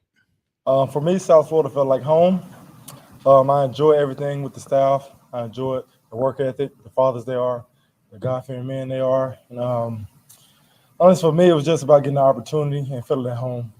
So, like, during my visit, like, I love how hard they work, the football aspect, the amount of film, the development, the culture. Just a lot of different things went into it, but for me, it just felt like the right place. How's your time been here so far overall, not just at USF, but in Tampa? Obviously, you've had to make the transition. I would say it's been amazing. I mean, from the football aspect, it's been amazing. Just getting around Tampa, spending time at the beach, trying to restaurants, eating seafood. I mean, it's not a bad place to be, you know. How did USF get out Better than Waco, Texas. Ain't no doubt about so that. when I got in the portal, it's kind of just like a few different schools hit me up. And then I had a coach that coached me. He was a strength coach at Baylor at a point. And that was like the thing, kind of connected us. And then from that point, I ended up getting on the Zoom call and everything with the coaches, and kind of went from there. Just a relationship developed. Decided to come on the visit, and everything was beyond better than what I thought it would be. That's really pretty much it. Well, what are your expectations for how you kind of fit into this? My expectation would be just to honestly come in, fill in whatever role I can be to help the team, bring my standards, my culture, apply it to the team, try to push everybody around me, compete with everybody around me, bring the best out of everybody, bring the best out of the coaches, challenging those guys the way they challenge us even harder, and just doing whatever to have a good season this season. To that extent, can you talk about the relationship you have with Timmy and others in the quarterback room? I will honestly say this quarterback room is probably one of the really like one of the closest, I'm sure, in the country. We compete at everything we do. Like, if we're talking football, we're competing about it. We're in the weight room, we're competing about it. Like, whatever it is, we're just looking for a way to compete. And I would say we're honestly look at each other as brothers and want to see each other succeed at whatever it may be. So honestly, I could just say we just push each other each and every day, try to bring the best out of each other and love on each other at the same time. The starting position on the line, what do you have to do personally to make sure you get that start at the I'm just coming in to be the best version of myself every day. Just come in, work, and do what I do every day, just be myself. Your head coach had a chance to be at Clemson with maybe two of the greatest college quarterbacks every day. Did that have to come into your decision to come here? I mean, honestly, it depends on the type of player you are. You're going to do your research. For me, I did my research. That answers it right there. I did my research. What do you do best? I wouldn't put a ceiling on myself. I'm a guy that's going to find my weaknesses and work on them. And so I wouldn't say there's anything I do best. So I feel like I can do everything. I mean, as long as you work at it, I feel like there's nothing you can do. You just got to put the work into it. We're going with Jerry. Jerry or Gary? I believe it was Gary, because I remember Torello when he first transferred here, he made sure to It's Gary. very smartly tell me it was Gary. It was Gary. Gary Bohannon. Yeah. Yeah, I really like where USF is at right now in their development, but they've got to go out and win games. There's not going to be any excuses this year for Jeff Scott. He knows that. Their schedule is manageable. They've got a lot of good transfers that have come in. This is going to be, I think, a very much a season where we're going to find out what Jeff Scott is all about and where this program is heading. And if they have a good year and they're moving towards, the facility upgrades have been fantastic, moving towards an on-campus stadium, this is very good. It's a good thing. And one last thing I wanted to get to. Yesterday, Tommy Tuberville, who is now a senator from Alabama, and along with Joe Manchin from West Virginia, said they're going to introduce a bill that will help regulate NIL. because they've said that basically it is a free-for-all now in college football, and big money donors are, getting together and, basically going to buy up all the players, and it's gonna be everything we've known and we've been talking about. But what I have talked about is the only way that we get some hold on college football and do it the right way, reorganize everything, is it's going to take pressure of the federal government using their power of state funding and federal funding to tell all these programs, hey, we need to redo this whole thing, and we need to get a from the very top up. You need to figure out exactly how we're going to do this moving forward. I don't know what, and I don't like getting legislators involved, but at this point, college football is a disaster, and the people that are running it don't seem to be looking at the whole. They're just looking at their own self-interest, and that's not going to be a good thing in the long run, I don't think. All right, we want to welcome in a longtime friend of the program, former All-Star for your Tampa Bay Rays, the great Matt Joyce, who just announced his retirement. What's up, Matt? How are you? What's up, fellas? I'm fantastic. I'm sweating my butt off down here in Tampa. I'm not used to being here in the summer, so welcome back, brother. A little adjustment for me, for sure. You don't remember those days on the little league fields of Brandon where it's 100 degrees and you're playing 6 tournament games? Have you forgotten all that? That was a lifetime ago. Right. So, but yes, we had heat waves. We had heat waves on the field. Kids were getting lightheaded. We're like, oh man, he's about to pass out. But it's only getting hotter. So yeah, welcome back. So just bring us up to date. What are you doing now? I know you got some gyms that you're working with. A lot of stuff here in the local area. What's next for you now that you're retired as a baseball player? Yeah, I'm actually headed to our studio in St. Pete right now. We got one on 4th Street, F45. We have 5 studios in the Tampa Bay area. We're building out another studio in Armature Works, right next to Armature Works, Tampa Heights. It's in the Sprouts building. For me, it was just, hey, you see the light at the end of the tunnel coming for an athlete. For me, I had to figure out something, right? Like, you got to transition. I always enjoyed business, real estate, finance. It was an easy transition as an athlete. Once I did one F45 program, it really made sense. I saw how well Orange Theory did, and I thought F45 was a way better program. I worked with a lot of trainers throughout the years, and it was something that I paid trainers thousands of dollars to do, and it was the exact program that we would do. So I liked it a lot. I thought there was a good opportunity to kind of come in and take control of a lot of Tampa Bay market, and some really nice territories like downtown and Armature Works and St. Pete. And so, it's been a journey. It's been a little bit of a grind for me. I was waking up early, and I would grab breakfast, and then I would go to work on the computer. And obviously we had an operating manager at the time, but I would go to the field and play baseball because, that was my main job. But I wanted to make sure I was set up for life after baseball. Matt Joyce joining us here, and we'll talk a little bit more about that in a second. But for those who don't know, this is one of the great stories in Rays history for me, anyway. You're a guy who grew up here in Brandon, played at Armwood High School, and played at Florida Southern, and then came here and became an All-Star in 2011. You grew up going to Tropicana Field.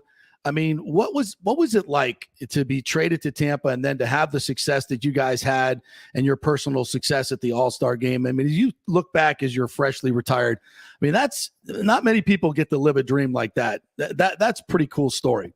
As you look back, what are your thoughts? Yeah, it's incredible. Yeah. On multiple ends, right? Like, I mean, I think I was very fortunate. I was pretty lucky to be able to play in front of my hometown team. I was a 12th round draft pick by the Tigers, and the Tigers were spring training in Lakeland. And we always just used to play an exhibition game against the Tigers. And that's kind of how I got seen. I ended up, smoking a ball of Verlander when he just first got called up. And obviously there was a lot of hype around him. Rightfully so, right? Like, he's had a pretty good career. So I traded to the Rays. We had such a great team, man, that I a little upset. I just missed the World Series run, right? Like that was right after 2008. I got traded straight up for Edwin Jackson. And I spent a lot of 2009 in the minor leagues, and a lot of people were like, why did we trade for this kid? Who is this kid? He's in AAA, you know? But, you know, obviously once I finally got a shot, got an opportunity, you know, made the most of it. And we ended up making the playoffs 3 out of the 5 years. We had a great team, man, looking back. You had talent up and down the lineup. And then obviously our pitching staff was incredible. I mean, but Price and Garza and all those guys, Cobb, and, you know, you name it. We were just completely stacked with pitching. And so, I mean, it's for me, I mean, something I'm really, really proud of, you know, be the hometown kid, grew up here, like you said, watched the Rays games with my dad. My dad was sitting with me in the stands, you know, saying, hey, you know, that could be you one day, and really helped me to paint that picture and put that vision in my head. And ultimately you got to go get it. You got to go work and grind and make it happen. But it's something I'm really, really proud of. So let's go back to that 2011 season too. You come out, you're leading the league with a 370 batting average. You get your first All-Star game selection, and you get to go with James Shields and David Price. I forget where the All-Star game was that year. So but tell me, what are your memories of that? Yeah, it was in Arizona. The All-Star game was in Arizona, which is an awesome place to go play. So Price and Garza, you know, they were getting paid. They were making some really good money, and they wanted to rent a private plane. They wanted to split a private plane, and I was still a rookie, you know, like I wasn't really making, you know, anywhere near what they were making, and I was kind of upset. I was like, man, I want to go fly coach. I want to save my money, and you know, they're like, oh, you're young, you got a long career, and yada yada, and so we ended up spending like our whole All-Star bonus on a plane just to get to the All-Star game. I was like, this doesn't make any sense to me. But you know, for me, being in the clubhouse with all those guys was, dude, it was just like incredible. It was shell shocking. You know, you had the biggest names in baseball. You had guys that have been All-Stars for, you know, 6, 7, 8 years. And it was a really cool experience. It was, and obviously, you know, you're young enough to where I was like, oh yeah, I'll be back. And it's so hard. It's so hard to make it, you know, to the big leagues, let alone make an All-Star team. So, you know, at least I got to make it and experience it. Yes.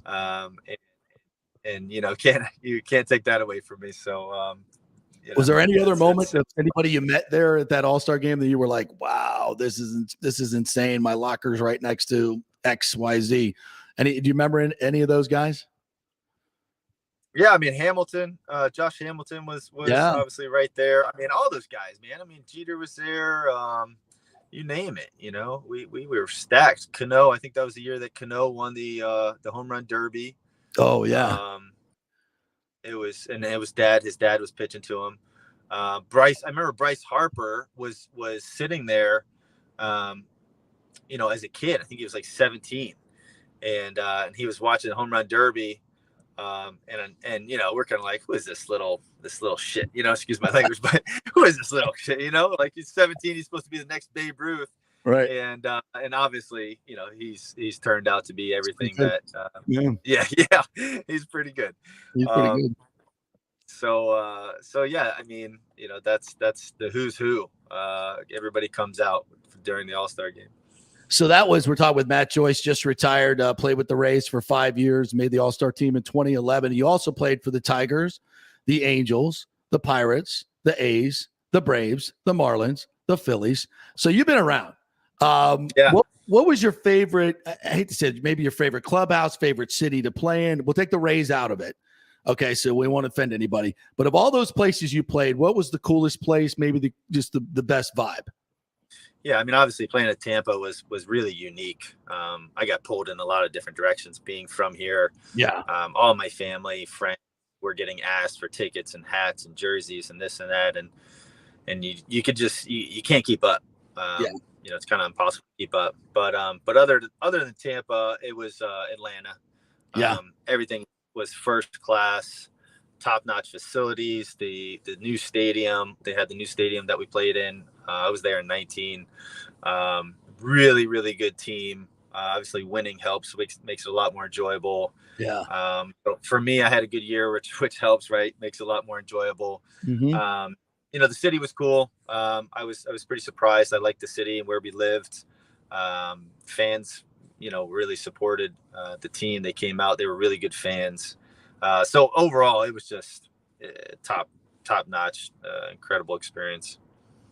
And that new stadium, obviously, we're trying to get one done here in Tampa, and we pointed to that as the template to do it with the battery around it. I mean, talk a little bit about that, and can you envision doing that, here in your hometown, maybe in Ybor City somewhere downtown? How do you think that would change the entire trajectory of the Rays in terms of attendance, what money they could spend, everything? I think it would just completely change everything. It's very doable, but just kind of talk about that whole vibe that you experienced there in Atlanta and how it reignited the Braves fandom.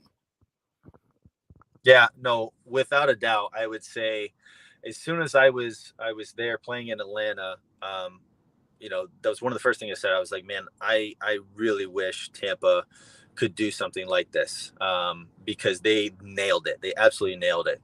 I always thought, either the Florida State Fairgrounds or even Ybor would be a perfect location.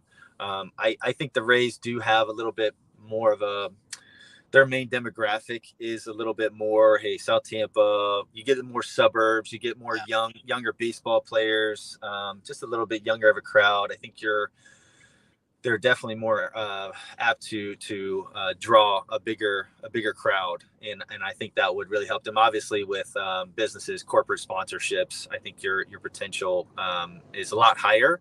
But Atlanta absolutely nailed it. I mean, their stadium was incredible. The field, the lights, they had LED lights. When you look at somebody like the Lightning, they do an incredible job of making it a very unique experience.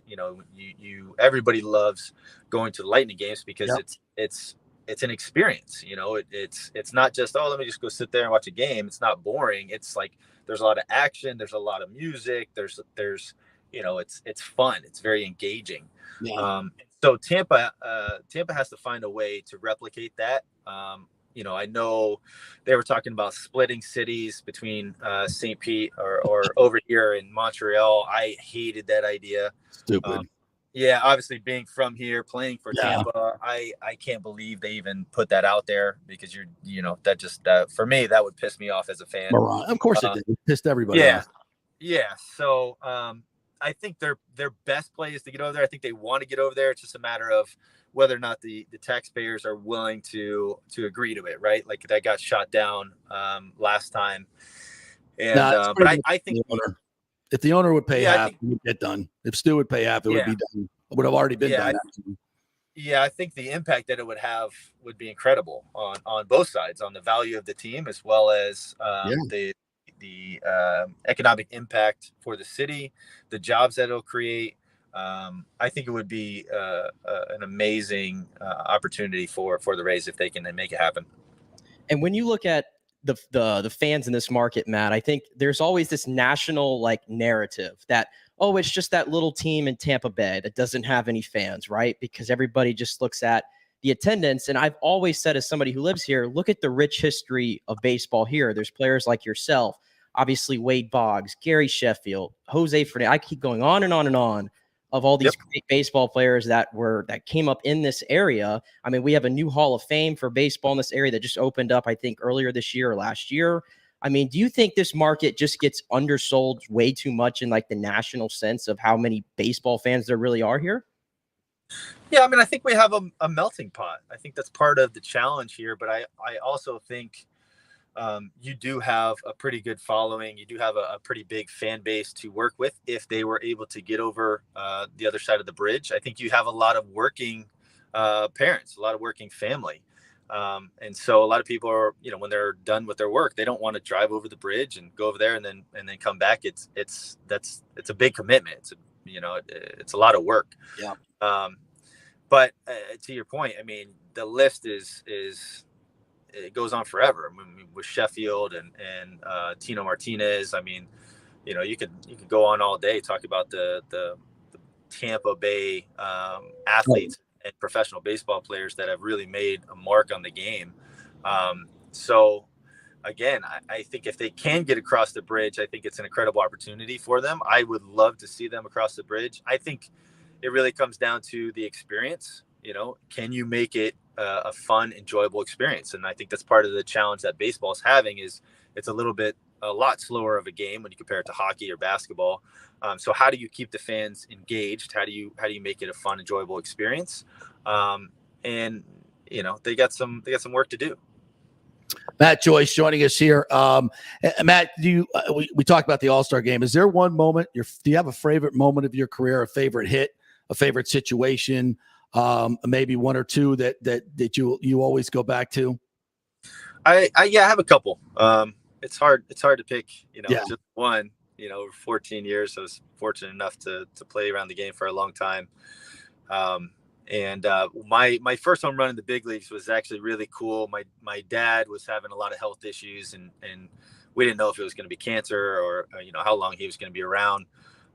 He came to a lot of minor league games, never got to see me hit a home run. And the first at bat in front of my dad was actually in front. We were playing the Yankees. And that was his favorite team growing up. So my first at bat in front of my dad, I hit a home run. Awesome. And it just made it more special because he was going through so much.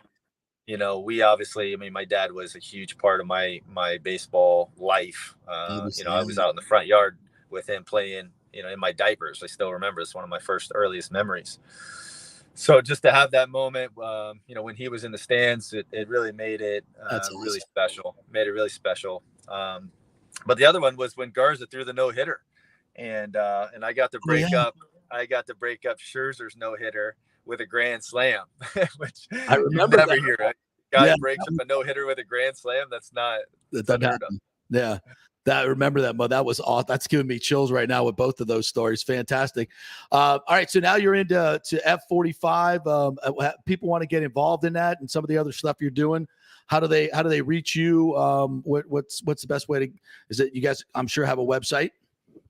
Yeah, we have plenty of websites. We got a bunch of locations around Tampa Bay.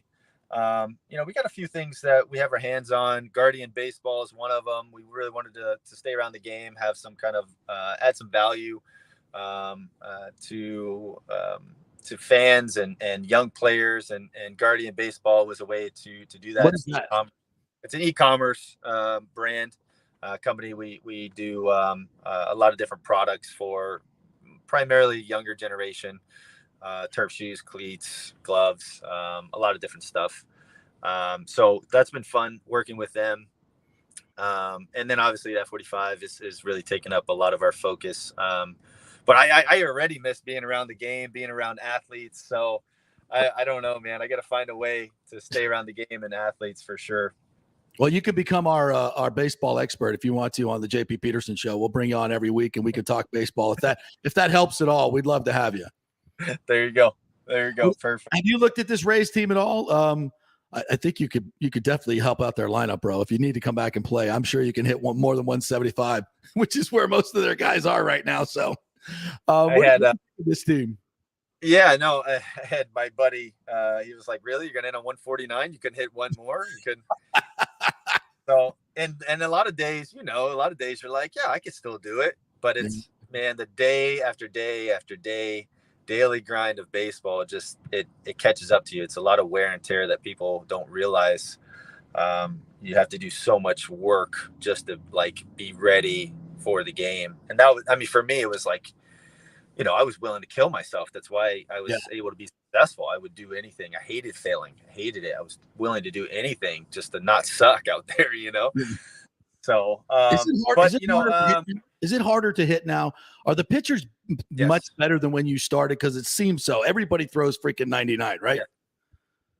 And that's part of the problem. And that's part of the problem where baseball is becoming not as enjoyable to watch. It was America's favorite pastime. These guys weren't throwing 98. These guys were swinging big, heavy bats and barrel tipping and It's just it's a different beast, man. The stuff that these guys throw now is like trying to play wiffle ball with a wooden bat, and it's getting shot out of the machine as fast as the machine can go. It's like, it's so, and then obviously, the analytics are hurting the hitters too. It's like, well, Right. we know what he can and can't hit. We know how to strike him out, how to get him out.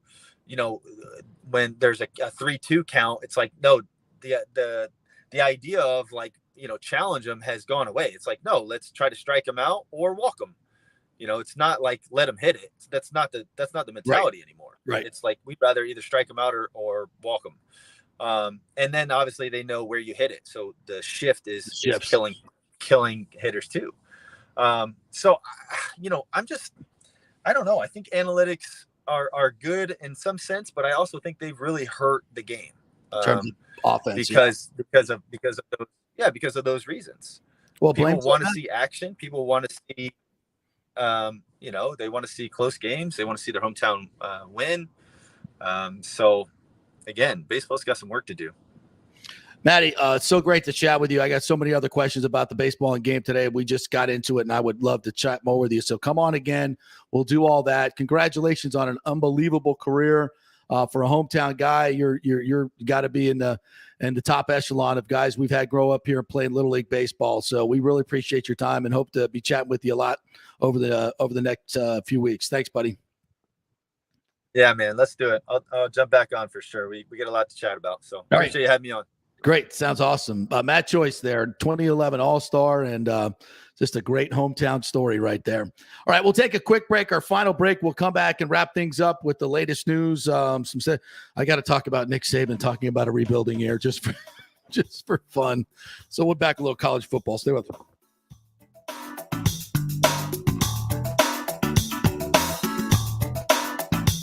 The world economy is in chaos, and mortgage rates are going to go higher in the next few months. Meanwhile, home values are up 24% in some neighborhoods of Tampa Bay. Do not miss this opportunity to refinance your home, get some much-needed cash to handle skyrocketing inflation, and fill up your car. Contact Scott Fitzgerald at American Mortgage Services. Even if you've recently refinanced, Scott can make the deal work because he charges no lender fees like the big boys do.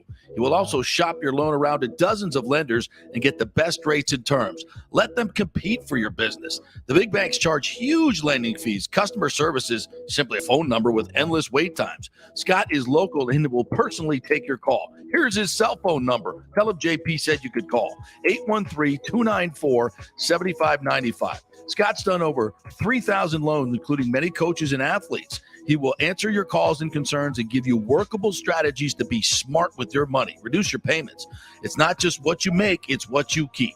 813-294-7595 or email him at scott@amstampa.com. Military veterans, are you struggling with alcoholism or substance abuse? Is it taking a toll on your relationships and your work life? Are you having trouble focusing? Constantly anxious? Well, you may not be surprised to know that your fellow military vets have your six. Heroes Mile is a new concept in rehabilitation clinics, veterans helping veterans. At Heroes Mile, we staff our rehab center with fellow veterans who can understand what you're going through. Our mission is to help you heal from issues that only your fellow veterans can truly understand. Located just outside of DeLand, we offer a full range of inpatient and outpatient programs dealing with substance abuse, post-traumatic stress, and military sexual trauma. We choose to serve veterans because we know how complex these issues are. You could choose to fight the battle alone or win the war together. We are the community care provider with the VA and also accept most major insurance. At Heroes Mile Rehabilitation Center, we have your six. Go to heroesmile.com or call 888-VET-NOW-2. That's heroesmile.com or call 888-VET-NOW-2. Pure Sports. JP is back on. Welcome back. FanStream Sports. All right, welcome back to JP Peterson Show, brought to you by the Golden Diamond Source. If you're looking for one of those great baller watches, Tag, Rolex, whatever you like, they've got a great selection there, guys. Some great rings, necklaces, all kinds of men's jewelry. There's a lot of stuff you can buy over there.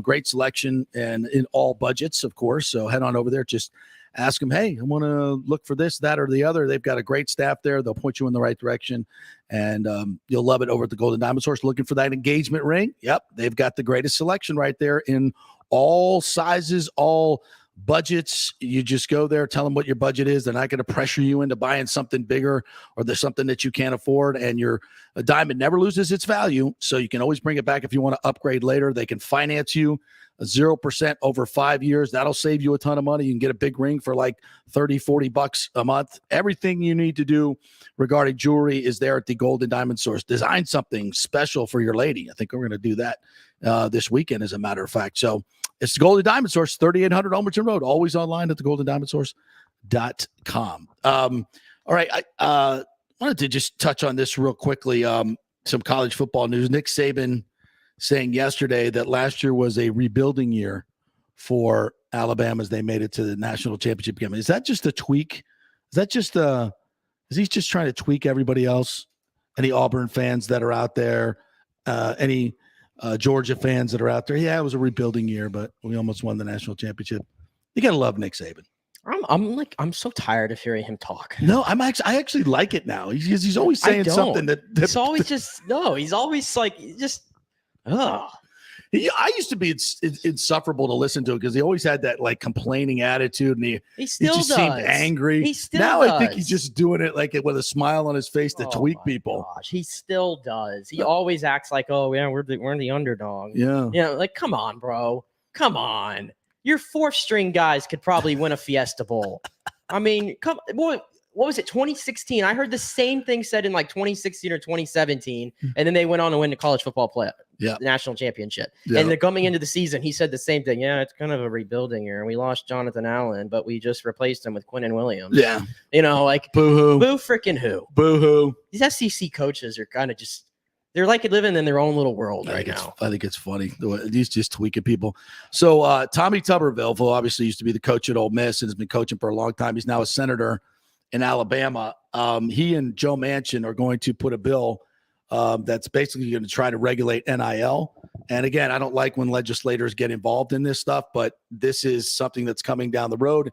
And I think it's the only way that would bring the entire college football world together under one umbrella. If the federal government does it, I would rather them instruct the NCAA or don't want that group involved really, but just come up with a new, totally new approach that doesn't basically leave all these individual conference commissioners with their own autonomy trying to gobble up as many teams as they can, regardless of traditional geographic rivalries, because I think that's what college football is based on. So I as much as I don't want the government to get involved, I think that's the only way we can do it under one umbrella. And maybe that just this NIL legislation could start something that would basically be applicable to all the D1 schools. It just, to me, it seems like they need to get, kind of a constitutional convention together, bring all the different commissioners together and do something that's meaningful and will actually benefit college football and keep it going for generations to come. Because right now, I think Tommy Tuberville and many of these folks that are looking at the NIL situation, it's just going to be, if left unchecked, it's going to ruin college football. Not that players shouldn't be paid.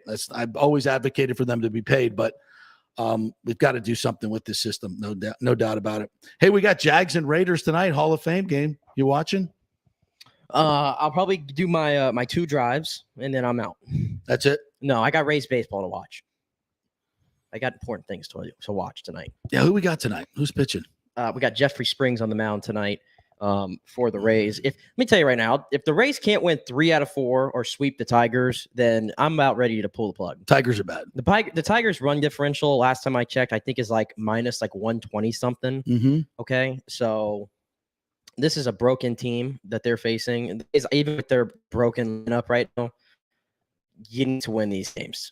They got a guy pitching tonight, the Tigers, who, I watch a lot of baseball. I don't know who this is. What's his name? Drew Hutchinson. Drew Hutchinson. Looks like a 31-year-old journeyman. So there you go. All right. Any other things on Twitter that we needed to get to today on National IPA Day? We just go out and have a few IPAs later I mean, on. I'll ask you before we go. What's your favorite IPA? Like, what is your go-to? I like Unholy. I like the Coppertail Unholy. It's a Belgian triple, and it's about 9.8% alcohol. It's got a bite to it. It's an acquired taste, but I love it. It's a nice sipping. They serve it in a nice Belgian beer glass. It's a beautiful thing. That's my go-to. I like High Lie's a good one. Another good one. Hazy IPA. That's a good one. So I like a lot of them, but my go-to would be Unholy. Yours? I like the Florida. Is it Florida Avenue? Yeah. Is that the name of it? Cracker? What is it? No, not Florida Cracker. That's in the Cigar City family. Yeah. Okay. No, I think it's like Florida Avenue Brewing. I want to say it is, and it's like a lager. It's closer to light beer, honestly. So then it can't be an IPA. But it isn't. It's technically an IPA, but it's like a very light version of it, which is why I like it. We'll go out and sample them at so many of our great local breweries here locally on National IPA Day. All right. A big thanks to Matt Joyce, who joined us. That was a really fun conversation. Scott Reynolds as well from Pewter Report. That was tremendous conversation. We hit so many things there. So if you missed anything, go check it out on YouTube, Facebook. You can watch us on Twitter as well. Download the app, FanStream Sports, all one word. You can listen to the show anytime, anywhere. Go Rays. Have a great day, everybody.